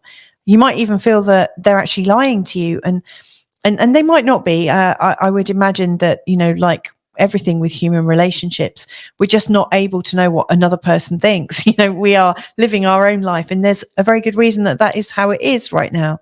But it's a confusing time, and so you're feeling kind of exposed and a little bit sort of out of sorts. The Virgo energy that you love and know, with Mercury feeling very sure about itself and what it knows and how it knows. Right now, it feels like it's a bit of a blind spot. And then on the new moon, that is giving you some insight, which is great. It does feel like there's some insight coming in from the 10th. And there is this feeling, okay, well, anything I can't be completely sure about, can I just trust, given that it's in a lovely telepathic sextile to Uranus? It's like, can I trust that even if I don't quite get it, that these people are still right for me? Or can I trust that the people in my life are still a good match for my ongoing adventure? Yes, we might not quite understand each other right now, but there's almost like a romanticism about it. There is this feeling that, you don't have to be the same as the other person. They don't have to be as rational as you. They don't have to have their life sorted out like you have. Can you make the decision to go on the journey with people that might not feel as responsible, reliable, or as easy to understand as you might be? And then around the 17th of March, it really feels like you've got this gratitude and forgiveness and a much deeper level of compassion and empathy for the people in your life, which is lovely. And then you're coming into the territory of this new start. It's happy new astrological year. The spring equinox takes place, and I say happy new year, and I wouldn't get out any fireworks or anything like that. Venus is in a conjunction with Saturn here. It's actually showing a sort of calm sense of partnership. It could even be this moment of you coming together and feeling like you can agree with how you want to transact your relationship. It could even be a deepening of your relationship, but it's not a time to get all sort of excitable about it. It's still time to guard your energy, not because you can't trust it, but just because it feels easier when you're graceful and calm about it. And also, from the 20th, Mercury's in a conjunction with Chiron. So it's almost like there is this a deeper understanding of what it is that your relationships are representing. It's a deeper understanding. It's a deeper forgiving, a real letting go. So, I really think, from the first part of March and then from the 20th, it feels like everything that's happened before the 20th is about setting the scene and setting the ground for a deepening of your relationships. And then from the 20th, it feels like, yes, you can trust your relationships. And yes, this is what it means to do that. And these are the changes that might come about. And actually, you can totally forgive each other and yourself for your roles so far. Now, the last thing of March I really want to draw your attention to is the Penumbral lunar eclipse on the 25th. It's affecting your second house. And it's essentially a full moon. So the sun is here at 5 degrees in the sign of Aries in your 8th house. Now, it's the first eclipse of the year, and the next eclipse will be the total solar eclipse, which is happening in your 8th house. So I will be talking about this in a further video. Suffice to say, towards the end of the month, you may well feel some difficulties between joint and shared assets, from your deepening partnering, your deepening relationships. The next obvious progression is how you share things between you. So watch out for that. But anyway, so much love to you. Have a great March. See you in the new astrological year next month. Lots of love. Bye for now. Okay, so on to Libra. Libra ascendant, how are you doing? So welcome to March. Now this looks actually like quite a strong time for you guys. So, I always think that the spring equinox or autumn equinox, according to where you are in the world, marks a pretty strong time. It's the time when the sun moves into the sign of Aries, representing the start of a whole new cycle. It's the astrological new year, and as such, we are coming to the end of one story. Like it starts here, goes all the way around, and then around about the 20th of March each year, there's a whole new cycle starting. And it really matches in, especially in the northern hemisphere, where I'm from, that spring starts and we start to get this sense of freshness, this sense of newness, or, it's the changing seasons. And I think that's important. Now, what this normally means for you is, you're coming to the end of your old cycle. And as you're coming to the end of your old cycle, it's normally with a sense of actually being quite busy, being quite distracted, having spent a lot of time externally getting your life organized, focusing on your health, focusing on all the nitty gritty. It doesn't feel particularly spiritual. It doesn't necessarily feel that exciting. It feels almost like your life has been taken over a little bit, like you are needing to be a bit robotic to be able to keep up with things. And so as this new year starts each year, this spring equinox, it actually brings a sense of, the purpose of what it's all for. Like you're working hard and you're getting your life sorted out so that you have more time with your family or your friends, the people that you want to relate to, your partners. And so this always brings up this feeling of partnership, or the need of a partner, or a deepening in your partnership, or how your partnerships can get better and better. And so here's what I want to propose is like there's a change of focus that's coming up in the month of March. So from the beginning of March until the 20th, I'm going to suggest certain actions that I think will be really, really helpful, so that by the time 20th comes along, you've got almost like a feeling of peace and clarity to start your new year and to start relating to people in a different way, and to get your new astrological year off to a good start. Now, it's even more poignant because there's something else to focus on. And that is, at the end of the month, we've got the Penumbral lunar eclipse, which is the first eclipse of the year. Now, eclipses usually come in pairs. Sometimes there's 3 of them in, at the time. Like, we have eclipse seasons, and they usually consist of 2 eclipses. One a full moon, the other a new moon. I think this year we've got 5. I can't quite remember, but we've got 2 in this first pairing, the spring or the March-April eclipse season. And they are going from your 1st to your 7th house. So energy is really stirred up right now for you. And as you're coming to the end of this cycle and birthing the new one, it feels like, boom, there is a new thing to work through. The eclipses, especially when they're happening in the 1st, 7th or 4th and 10th houses, they are extremely poignant because they're creating these moments of change and intensity in these very important parts of your life. And so what's really coming up for you, it's not quite there yet, but what's coming up for you is you're on a journey of identity and learning about your identity through your relationships. You're learning more about yourself through deepening relationships with other people. So it's important actually that this first part of March is done right. So, and I shouldn't say right, because that implies that there's a right way and a wrong way. And actually that's not really my message, but I do see that there are some things that you can do to help yourself. So it's from that spirit that I'm really sharing this.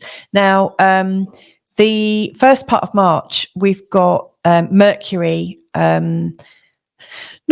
not working so well. Mercury is feeling a little bit confused, a little bit spaced out. So you may well find that your life is coming into your neatly organized life, and all the things that have been currently working, it's actually coming apart at the seams a little bit. Mercury makes a connection with Neptune on the 8th of March, and it feels like you're either slacking off, you're loosening your ideas on how you're organizing yourself.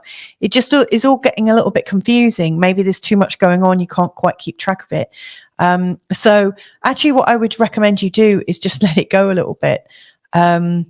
Imagine for yourself, if I could let one or two things go right now, what could I let go of? If things were getting too much, how could you just not drive yourself mad with needing to work so hard, but just think, okay, do I really need to do this? I'm going to share a little story. Years ago, I should say this in case some of my ex-colleagues are listening, but years and years ago, before I started working for myself, I did a maternity cover for a really large charity in London, and I was working as their training and development or learning and development manager, and I had all these jobs to do, and I naturally, because I like ease and joy and glory, I naturally did all the jobs that felt good, and the things that I felt very difficult and felt a bit stodgy about, I left those. And so I concentrated on all the things that were active and moving, and every now and again I would cast a look in the direction of the things that I didn't want to do, and I kind of left them. And then it got a bit embarrassing because I realized that I really wasn't functioning to my best. I was really letting some things build up in the dark, and it felt like it was getting out of control. And so towards the end of my cover, I actually took a deeper look at what I was leaving behind, and I started to work on it. And here was the thing that really surprised me. And I'm not suggesting that you leave everything, by the way. But I started to look at each of these tasks one by one. And funnily enough, a lot of them had dropped off. They'd dropped out of view. So they were things that other people had come to me with that needed to be doing, or reports that apparently were necessary. And, maybe this speaks of corporate life and how things are. Often a lot of jobs are created just to keep us busy, or just because it seems important at that time. But then the times change, and then we forget to review that and to actually think, is this still necessary? And thankfully for me, I hadn't created a massive problem for myself. I was very lucky because all the things I'd left behind actually had dropped out of existence anyway. They actually weren't needed. Now, that's what I would suggest you do. Just look at what's going on in your world and think, do I still need to do this? Am I doing this for the wrong reasons? Anything that you're slightly in question about, just let it go. You can always pick it up next month. But what's more important actually is, as you're starting this new year from the 20th, is that you're in good health and you're not demented by staying up, ironing your blouses perfectly. I mean, seriously, use some time for yourself and enjoy being in your life. Enjoy it so much more, so that as you go into the spring equinox on the 20th, you feel flipping amazing. You feel fantastic. Because actually, at the time of the spring equinox, there's a couple of big movements that are happening. First of all, Venus is in a conjunction with Saturn. And yes, it would be lovely if your life is perfect and neat and orderly, etc., etc. But when Venus and Saturn come into the conjunction in the 6th house, and Venus is your ruler, by the way, you will feel a sense of poise and calm. So it almost doesn't matter if it's all organized or not. What actually emerges is this sense of calm in yourself anyway. And, from that sense of calm and poise, you'll actually know what to do and what the next step is and how to do it without flapping. And the next thing that's also happening on the 20th is Mercury's in a conjunction with Chiron in the 7th house. feels like there are other people around you that can actually help you. And it's important to listen to them and allow them in. So yeah, my advice for March is don't get in a flap before the 20th. Allow things to pass, review, let go of things you don't need. Because you know, from the 20th, the right people, the right actions, the right encouragements are going to come in. There will be help. And you'll also feel a sense of poise because you haven't knackered yourself. So watch your body, give yourself time. Don't judge yourself.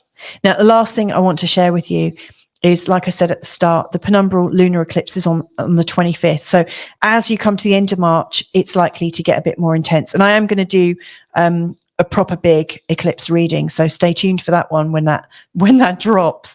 But this full moon in your first house and the sun in the 7th is likely to have you quite stirred in yourself. You're likely to feel quite emotional, you know, like quite nervy, like your nervous system's a bit, you know, it's another reason why it's important to get as calm and chill as you can. All that's happening really is you're getting excited about who you think you should be, and you're comparing yourself to other people. Do as much as you can to let yourself be. During this eclipse period, yeah, there's going to be stuff coming up, but by that time, I promise, pinky swear, I will actually send some more advice your way. So come back maybe later this month, subscribe if you haven't already. And yeah, let's work out an eclipse plan for you later on. But anyway, lots of love to you, Libra. Stay chill, and I'll catch up with you real soon. Bye for now. Let's look at Scorpio now, if we can.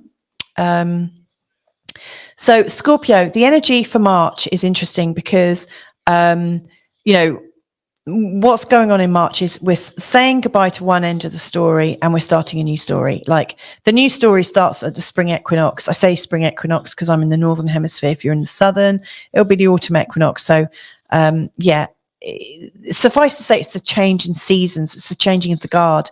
And this time of year is synonymous with energy coming up and energy changing. You know, there is a subtle change. And this change for you, as it occurs each year when the sun goes into the sign of Aries, it's changing the way you're organizing your life, changing the way you look at your health. It's really taking you up a notch. I think it's actually like your new year, or the new year that starts, is about growing you. It's about developing you. Now, I mean, one of your rulers is Mars, and so the sun going into a Mars-based sign seems to be quite a great thing for you. You know, it's rising you up, it's helping you. So what is going on as you're coming to the end of your previous story? That's the big question. Well, you're going into quite a creative space. It's a place where there's lots of possibilities, lots of things you want to develop for yourself. It's deeply creative. It's also like this feeling of a new start is coming up. Now, it's funny because obviously, you know, Scorpio ascendants have quite a lot of intuition and a natural psychic ability. So it feels like you've got this feeling, oh, there's this new start coming, but you can't quite land it yet. So what I suggest for March is a few things. And that is that you're creating the space of creativity for yourself. You're creating the space and the promise and the feeling of a new start, creating the excitement of a new start. So as we go into the new year and the proper energies kind of come in, you can start your new year from the 20th of March feeling absolutely magnificent and ready to take on the world. Now, how do we do that? Well, the first thing I want to share with you, there's a lot of Pisces energy going on. The first real big Pisces thing I would say is Mercury coming into a conjunction with Neptune on the 8th. You know, it's a very sort of dreamy, imaginative, creative, psychic. Woohoo. I mean, this creative energy is also about partying. It's also about making love. It's about new romance. It's also about children, like if you're wanting to birth children. I mean, it's deeply like the most creative part of your year for you. And right now it's super accentuated. You know, on the 8th of March, there is this real opportunity for you to get some brainwaves and some, I don't know, if you can tune in and create the space to relax, I really think ideas are going to be flowing and popping, or whatever, however your process works for you. But yeah, I mean, one of the things that's difficult is if you are already in a creation, that you might not be able to stop it. It's kind of unboundaried. You know, it feels like things just keep moving and moving and moving. And how do you tighten up your creativity? So that's something that I would say to watch out for, is that your creativity, however it's expressed, might run away with itself. You know, it's a time of joy. You know, you're ending this with a feeling of joy, a rising of joy, to sort of fill you up to take you on the next part of your journey. Now, on the new moon on the 10th, wow, that is great. And in many respects, there are intuitions about great people and partners that can help you start, you know, from the 20th. It feels like the energy is rising, and there are companions that want to co-create things with you. You know, there are people that want to help you in your creative and in the way that you want to have your new start. It feels like you're not doing this alone. So I like that. The sun on the 17th is in a conjunction with Neptune, and then it gets really kind of hopeful, and it feels kind of faith-based. You're just really ripe for this new start. So anyway, on the 20th, we've got the spring equinox. We've also got Venus going into a conjunction with Saturn in the 5th. You know, if anything, it's helping you finish that project that you were really wanting to finish and get completion on. And Mercury in a conjunction with Chiron on the 20th in the sign of Aries is really helping you see exactly what you need to see, and hear what you need to hear, and feel what you need to feel, in terms of clearing the decks, feeling like an expert in your life, feeling like you know exactly what remedy to take, or what action to complete on. It feels like the decks are cleared, put it that way. And it's good that they are, because, you know, April, flipping heck, it is a very intense month, and it's raising the game until right at the end of April. We've got that conjunction in your 7th house. So stay tuned for that. Last thing I want to share with you, Scorpio, is that we've got this penumbral lunar eclipse starting on the 25th. It's the first eclipse of the year.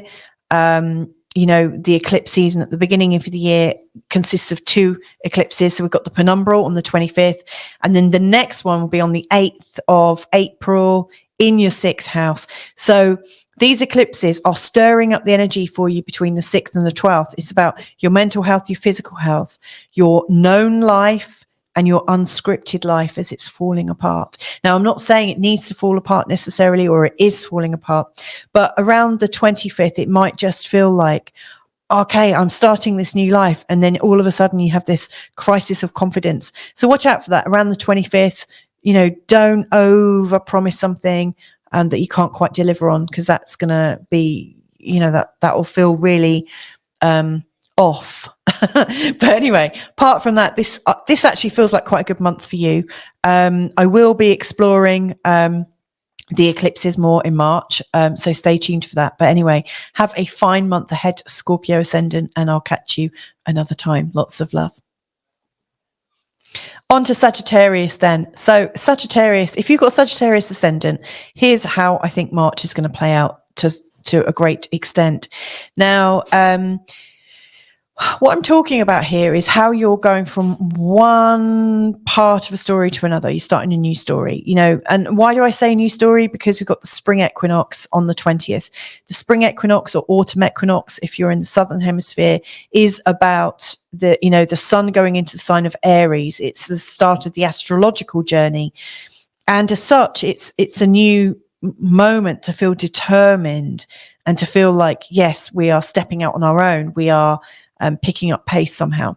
Now, what is significant about this particular one is that it really feels like, as we're coming into, the time of the solstice, that there's a lot of interplay between the energies of Pisces and Aries, almost like they're kind of merged together. And, you know, there isn't one clean moment at the time of the equinox. It still feels like the Pisces stuff is playing, and during the Pisces time it still feels like there's a lot of Aries stuff going on. I mean, trust me, there's some big themes right now. But anyway, the story that you're leaving behind is very much about your home. So it feels like you've come full circle. And right now it's like, okay, well, it is what it is. This is how my home has been. And actually, I'm ready for a whole new story. I'm ready to take it all up a gear. And maybe to take it up a gear, I need to kind of let go of what has been before and what has been my experience, where I've been grounded. I kind of need to let go of, loosen my grip on it a little bit, because whilst I'm gripping onto it, I can't be creative. And whilst I'm trying to hold on to things, I can't really experience joy. And the new journey that you start around the time that sun goes into Aries every year is about your new beginnings in joy. I can't stress that enough. It is about feeling joy, it's sort of bursting into joy. It's new beginnings. The fifth house is all about new beginnings. It's about fun, creation. What are you creating right now? What are you doing for yourself? It's what you're birthing. There's romance, there's sex. It can be quite steamy and quite fun. As fun as you want it to be. And so yeah, here's how I think you're letting go of the old and embracing the new. So up until the 20th, the Pisces thing is playing out so much more. I will say that Mercury going through your fourth in a conjunction with Neptune is really creating confusion at home early on in the month. It just feels like nothing is really clear, like everything is muddled up. Now, how does that happen? Is it just that everyone's walking around sleeping? Are all your family members feeling sleepy right now? It just feels like there is this great big sleep. It's like nobody's quite firing on their full consciousness right now. It just feels like things are a little bit murky. And you might find that if you're living within a family, that things aren't quite, I think you're assuming a bit too much about each other right now, but not really knowing it for sure. So a lot is done on trust, which, has it's great, but also it can be a little bit negative. Watch out for that. On the 10th, at the time of the new moon, I see this has actually been quite helpful. It's almost like you can sign off your old journey in terms of your house and your home and the way you live. It's almost like there's this moment of optimism where, yes, you're going on a lot of faith. And I actually think you can make plans for your home, but it's almost like the new plans that you're putting in place on the new moon, they're not going to come to fruition necessarily by the next new moon or the following one. They might do, but actually what I actually think is happening is on the 10th, you're putting out this idea of what your home would be like if you could design it, if you could really feel into it. And it might be one of these longer term things, it might be a much longer term goal, but get really clear about the life you would like, your home life. What would it like to look like? This is such a dreamy new moon, and it's beautifully connected with Uranus here in your sixth house, that you can actually find the right ways to work it into play, and all the right feelings and knowings and next steps, I think, can come into, just kind of arise. As we come to the 17th, it actually feels like there's a sense of hope. It feels like, yes, I've ended this really well. This feels just really great.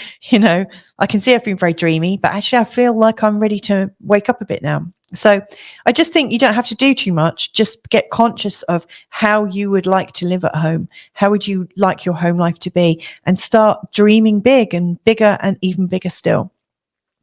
As the equinox comes around, it's also happening that Venus is in a conjunction with Saturn here, really stabilizing this new energy, and I think giving you a little nod that in the home, yes, you might be coming into this new cycle, but actually your dreams and wishes for a stable place, this lovely home, they will come true. It's almost like have the grace and faith and courage to know that what is in your heart will be expressed if it's felt really beautifully and cleanly. And then Mercury in a conjunction with Chiron, that's really bringing up, I think, a sense of mastery, intense mastery about the things you're creating now. If you're artistic, musical, or I don't know, like working in psychic realms, I just think, your intuition is going to take you to some great places, and the creativity that comes out of that is going to be kind of mind blowing. if you're starting a new relationship at that time, or kind of getting it on, you know, in a kind of sexual, sensual way, then you might find that Mercury and Chiron can bring a real sort of like element of healing there, which might not be for all of you, but, you know, if that's your thing, then it's great energy for you. Last thing I want to make you aware of, Sagittarius ascendant, is the fact that at the end of March, we've got the first eclipse of the season. The next one will be on the 8th of April, and it'll be in your 5th house. So the energies that have been sparked up in this early edition of our year ahead is, it's really pulling on the energies of what you're creating and who you're creating with. You know, are you creating the space for love and joy to come in, or are you, you know, are your friends bringing in these opportunities? Are you selfishly holding on to your joy, or are you actually sharing your joy with the world in a really beautiful way? I actually think, you know, as far as the eclipses go, firing up between your 5th and the 11th, I don't think it's too troubling. I actually think it's quite an opportunity. More than anything, it's showing you've got scattered emotions and scattered understandings of what you want to create. So you might have lots of ideas and not just be able to put your finger on where to start and who to involve. That's not something that's irreconcilable. So be aware that the lunar eclipse is likely to bring up you know, a lot more energy in terms of all the creativity in your life. And if you've really got some big things to manifest, I would absolutely use the energy of the penumbral lunar eclipse. You know, write your really long list of how you want to use that energy and see what occurs, see what magic you can bring into your reality. But anyway, Sagittarius ascendant, I hope that was helpful to you, and I'll see you on the other side of it. Hope to see you again. Bye for now. So on to Capricorn ascendant. Let's see what's coming up for you guys. And so on to Capricorn ascendant. So Capricorn, we are coming to a bit of a crossing point, actually. You know, for a lot of people, the spring equinox, which represents the astrological Happy New Year, so the sun goes into the sign of Aries. You know, for a lot of people, it feels like a brand new start, and it does feel like a brand new start for your story as well. But it's also a crossing point. You know, it's essentially representing the sun moving from the 3rd house into the 4th. You know, and you know, as such, this reading is about finding a way from it's about moving away from the past and moving into a greater level of security. Now, by past, I don't mean like the ancient, distant past, but the ending of this period of time is always focused on your interactions within the local environment, the people in your life. There's a lot of toing and froing of messages and communications. And it's almost like it's summing up a period of, you know, who needs to be in your life right now. So it's about who are you moving forwards in your life with, and who has run their course. You know, like, who have you run the course with? which friendships, which alliances, which people from your local area, and people that have been in your life till now. You know, who are you coming to an end with? And it could bring up a certain amount of sadness, in fact, you know, because it feels like you're moving on to set up your home, to set up a new way of being. You know, the 4th house, which is, you know, where the astrological new year starts for you, is a place of stability. It's like you're building up from the bottom. So it's important that you get the really right people for you and your vibration in place, and to be able to let go of the past with gratitude and feeling of calm. Now, how do you get into that right sense of like, how do you move through these energies? Because in this month ahead in March, the sort of Pisces energy and the Aries energy are really sort of intermeshed. You know, they're kind of blending in together, you know. So here's how I think you might move through it. So up until the 20th, we're mainly in this Pisces stage. And with this Pisces stage, it's a little bit confusing because we've got Mercury in a conjunction with Neptune on the 8th. We've then got the new moon on the 10th. And then we've got the sun in a conjunction with Neptune right here on the 17th. And so all of these things are really kind of adding, I don't know, magic and confusion and change in terms of the people you want in your life and the people you're going to move away from, I guess. So with Mercury on the 8th, I think it becomes slightly confusing and almost dreamlike. It almost feels like, okay, well, you've been in my life for certain reasons, and maybe there were mystical reasons, maybe there were kind of past life reasons, you know, maybe there was something we were trying to fulfill and now it's gone. So there is this sense of loss. You know, Neptune can bring up some grief for us. And with Mercury in this area as well, I think it's confusing. It's not really straightforward. And so between the 8th and the 10th, I think it's important to really get clear about the people that you do want to have in your life. And on the 10th, at the time of the new moon, it's really important to think about who you want to birth with. Who do you want to create things with? Because on the new moon, there's a lovely, delightful sextile between the new moon and Uranus. And there's really this sense of who do you have hope with? Who can you see creating new beginnings with?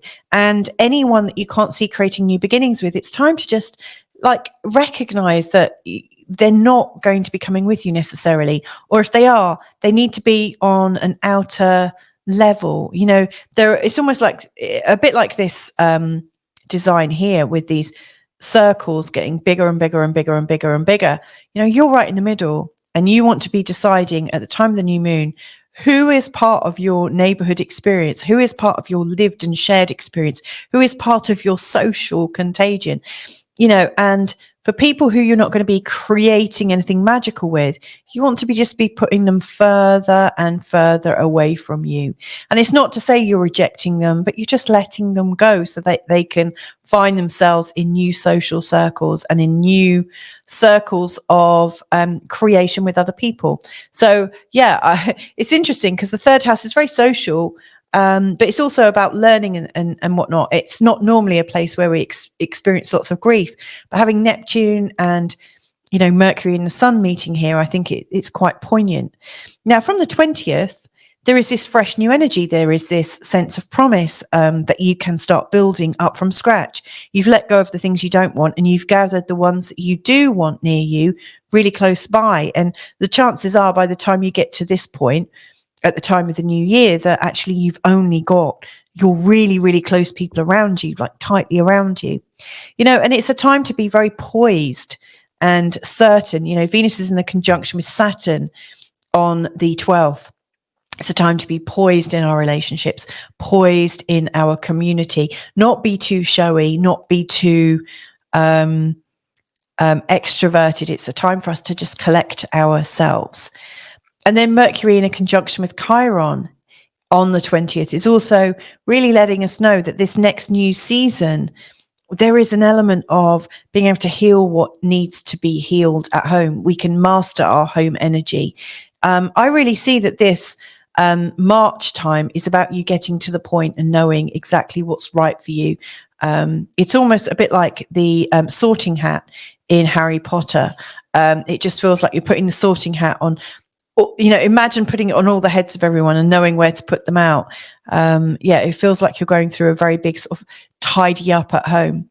Last of all, with this energy, and this is kind of important because the eclipse season is starting from the 25th of March. We've got the Penumbral lunar eclipse, and then on the 8th of April, and I'll be talking about this later on in an eclipse special in March, but on the 8th of April, we will have the total solar eclipse.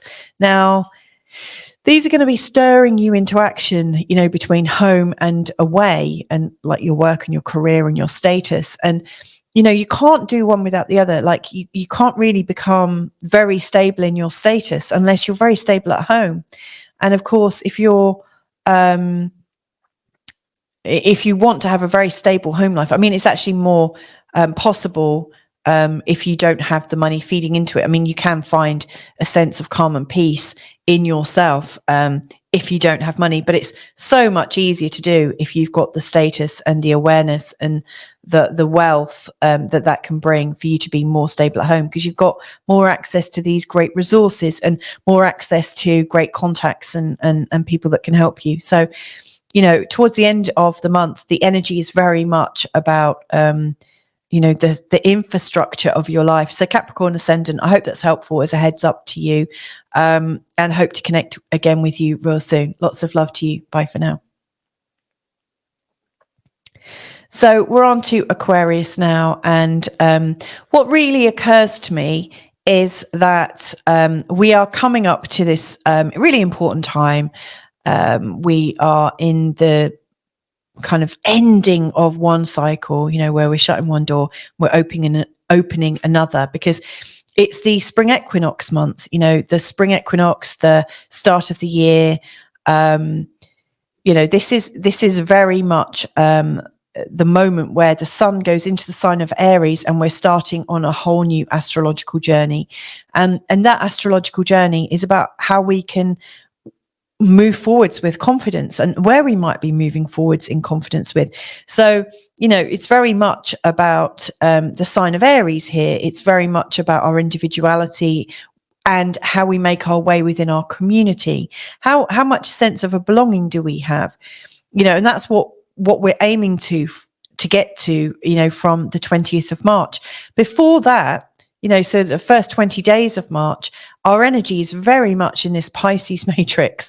So let's explore that, because, you know, there's still a lot of the Pisces energy going on, and it, funnily enough, still plays out as we go into the spring equinox. But I think it's really important to kind of close down one year and get ready for the next. So it just so happens that every time this equinox occurs, it occurs immediately after you've been working through this part about your resources, the earnings that you have, all the money that you've got, all the like useful resources that you have. So all the different assets that you've got that you can use to benefit yourself. But it's also about how you value yourself. Like, do you value yourself? Do you think you're a valuable person? What's your unique selling point? And all that jazz. Do you feel confident in yourself?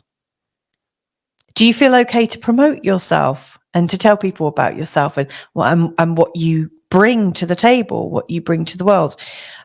So yeah, you always tend to end the year thinking in terms of, crikey, you know, what's my purpose? What am I doing here?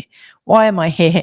All these questions. And so, you know, as you're starting this new year, I think, wouldn't it be great if you could spend the first 20 days of March actually working on bringing yourself into a much more stable picture about how you value yourself, so that as you're going into this new one, where you might actually want to experience a greater level of belonging and, you know, moving forwards into, you know, your new reality with a great sense of, yeah, I'm here for a reason. Yeah, I think let's shut the door on your old life, but get it up straight first. So the first thing that occurs to me is that we've got Mercury in a conjunction with Neptune on the 8th, which is probably bringing up a bit of confusion in terms of what our value is, and probably bringing up some doubts, because Neptune in the 2nd brings up a lot of doubts. It also brings up sometimes an unrealistic, like, this is where I should be, but actually I'm here. And the sort of like doubt gap that comes up between the two. You know, Neptune in the 2nd can be deeply imaginative. And so you might think, well, I'm a spiritual being. I should be able to attract wealth. And if I'm not, it's because I haven't got my spiritual energy sorted out. And it's really not about that. You know, this level of deserving that is coming up for you is likely to feel quite confusing and possibly a bit disempowering. You might feel a bit deflated around the Mercury and Neptune conjunction. What I would say, if I was in your shoes, I would actually use that day as a moment to brainstorm about all your amazing ideas, see what comes forth from you. You could even put in, where do I bring value? and just see what comes up. Listen to every single word, or notice every single picture, or notice every single feeling that comes up in your body, because they are all there to give you messages about your core value, what you're bringing and gifting the world. And then on the 10th of March, at the time of the new moon is at 20 degrees in the sign of Pisces. It's in a lovely sextile to Uranus in your 4th house. It's really helping you to see that, yeah, actually, I do have these gifts. And actually, I remember I always had these gifts. I was gifted these, I was born with these gifts. So it's almost like sort of a bit of value investigation that you're doing in the early month of March. It's really helping you to see where you've always had it. It's always been by your side, and maybe it hasn't left you. It's just that you left it. So you might choose to say, oh gosh, I left that. Oh, it's time to bring that back. It's time to welcome that side of me back into being. Now, on the 17th of March, we've got the Sun and Neptune together. And of course, the Sun is about our ego and our personality and also our level of mastery. It really shows who we are and, as the ruler of our lives, I guess. And so as these two come together in this second house just before the spring equinox, what I really see for you is now you recognize kind of what your gifts are. I see that you're kind of making a pledge to them. You're almost welcoming them. It feels like an old friend. It feels quite warm, in fact. And so you might not have an actual bigger value on yourself that you can actually put your finger on and say, okay, I do know it. Neptune's still there, and it's still very much a Pisces picture, but you feel a lot more hope and optimism about it. And that's what I'm most excited about, is that you can feel hopeful that you have some intrinsic value, and that you can, from that feeling of value and valuing yourself, other people will start to value you too. Now, as we get to the equinox, we've got a couple of things going on. We've got Venus in a conjunction with Saturn in the sign of Pisces, really stabilizing that feeling of self-worth that you've discovered. It's really there to say, you don't have to do anything right now, but you do have to have poise and grace. Yeah, it's important to have poise and grace, and just allow these feelings of excitement about, bringing that, like reintegrating that stuff that you always knew was there, but you'd forgotten about. You need to be calm and considered, and just allow it to kind of permeate through every cell in your body, And then we've also got Mercury in a conjunction with Chiron in your 3rd house. As you're setting off for your, the next part of your journey, in recognition of this spring equinox, what really comes up for me is, yes, you're poised and hopeful. And it also feels like there are helpful people coming into your world, represented by Mercury in a conjunction with Chiron. There's helpful people. There are people you can talk to about the stuff that you've gone through, and maybe the things you've learned about yourself. In fact, you'll probably find that there's reciprocal conversations where you realize you're not the only one that feels like that. But all of these conversations with healing folk and with folk that seem to have mastered energy, they're helping you feel that sense of belonging. Now, it's not the end of the picture, because March carries on, and it ends with the Penumbral lunar eclipse on the 25th. And this is the first eclipse of 2024. And there's another one on the total solar. We've got the total solar eclipse on the 8th of April. And then we'll have the rest of the eclipses after the autumn equinox. But this particular eclipse, or this pairing of eclipses, is going to be interacting in between your 3rd and 9th houses. So it's about, the locality of where you're belonging and the friends that you've got. And it's very local, and it's very homely. It's kind of what you know. And then, the energy that seems to be coming in right at the end, I think, is a temptation. It's saying, you don't want that. Actually, you want your friendships to be pulling you out this way. This is more magnificent. Now, as it goes, the contrast between the 3rd and the 9th house aren't so difficult to manage. So, this lunar eclipse sort of pairing that's happening, yes, it could bring about some distortion and some confusion between, do I want to stay so close and cozy, or do I want to go far and wide? But actually, I would just say, enjoy it. Just see what comes up. Everything right now is here to help you feel a greater sense of belonging. So, enjoy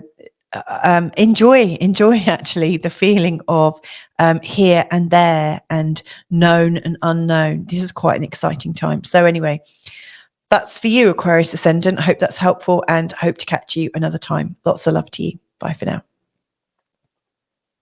Pisces Ascendant, let's have a look at you then. So this is for the month of March, and of course we're in your time zone. If there was a time zone for everyone, I mean, this is your time. We're in the Pisces time now.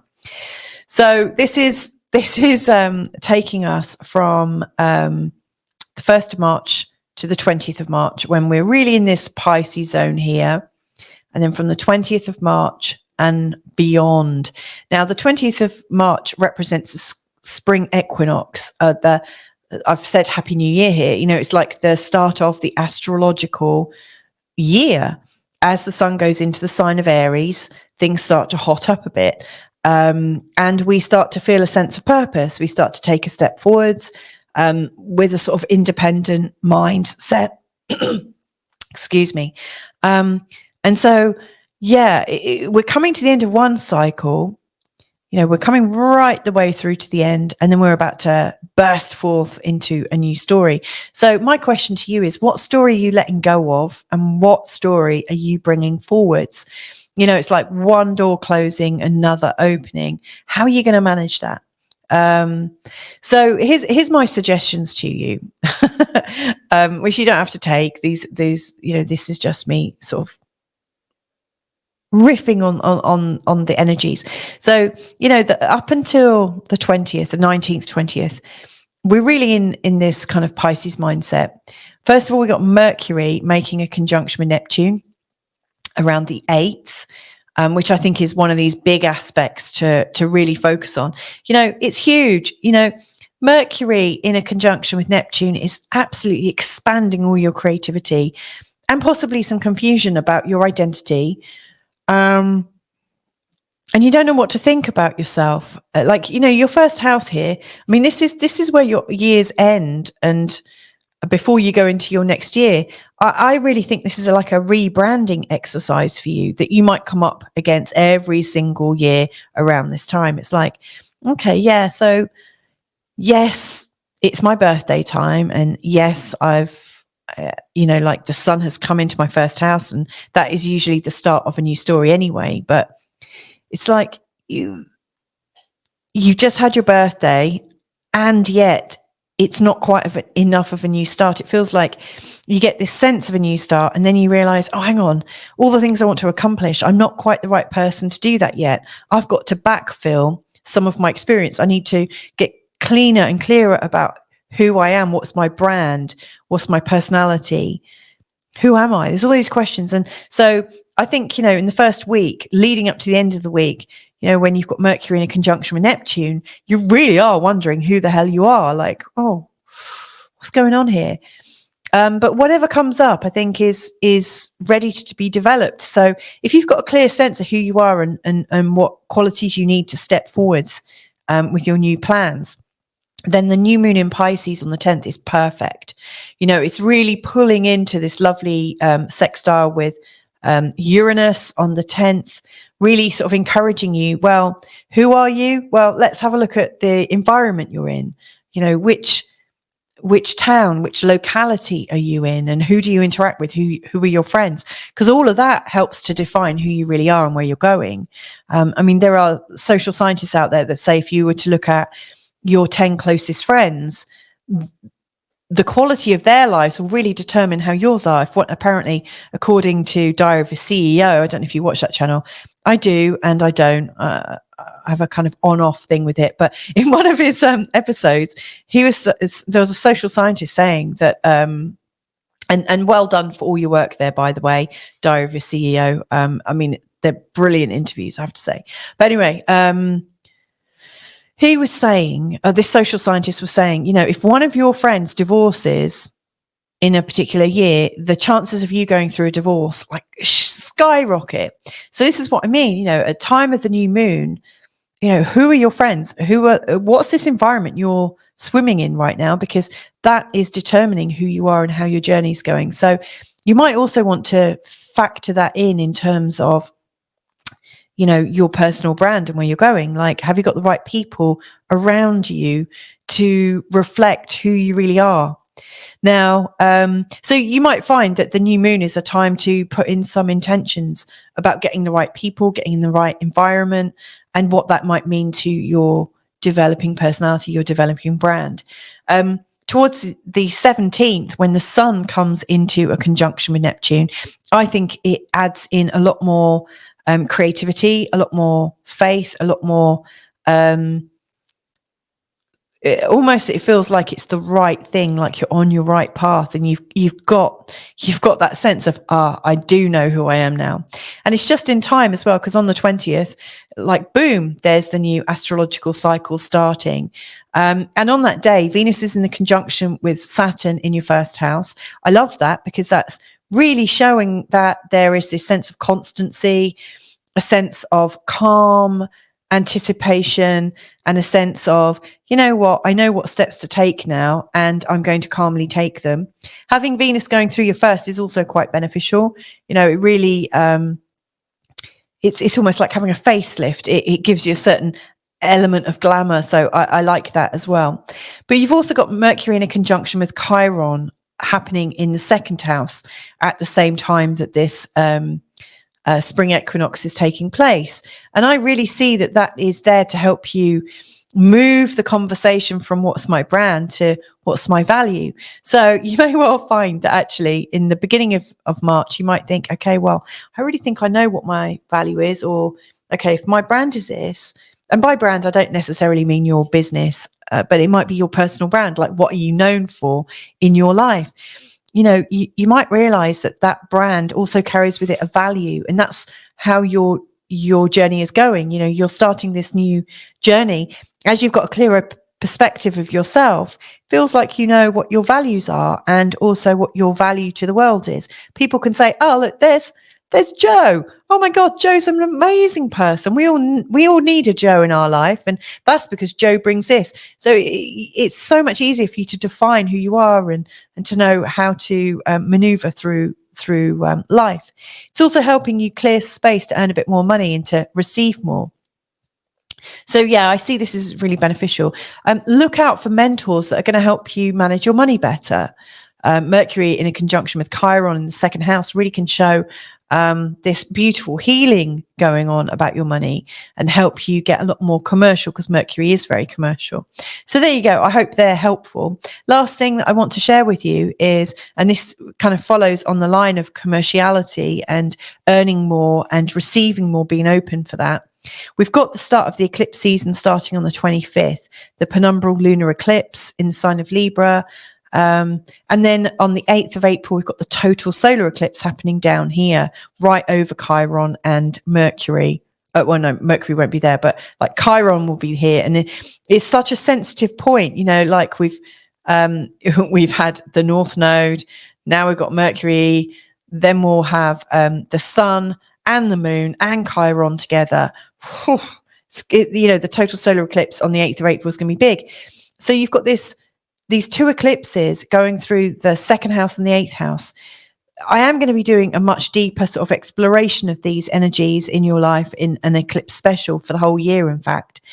But actually, what I really want you to appreciate at the end of the year is just, you know, this is your value, and these are the resources you've got to play with. And I can feel confident about myself. But towards the end of the month, I think there is a bit of a calling as to, well, how are your values helping us, you know, within the family or within your relationship or within your household? You might feel like the weaker partner, or you might feel that there's some extra considerations to do with money coming from the people in your life that maybe guilt you up, that maybe you're feeling a bit judged. So just be aware of that towards the end of March, and do all you can to build your value up so that you don't get shaken by that. But anyway, I'm gonna sign off right now, and bid you a really fantastic March.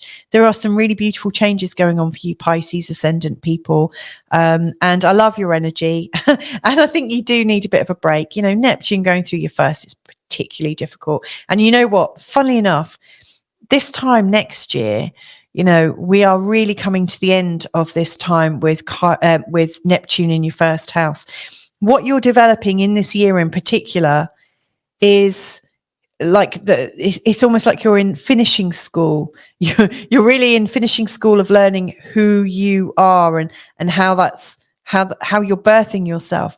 You know, from 2025 onwards, I really see that your sense of who you are and why you're here will be really, you'd have had it down in a really perfect way. So you've had a lot to deal with, and you've done it really well. So anyway, lots of love to you, and speak to you real soon. Bye for now.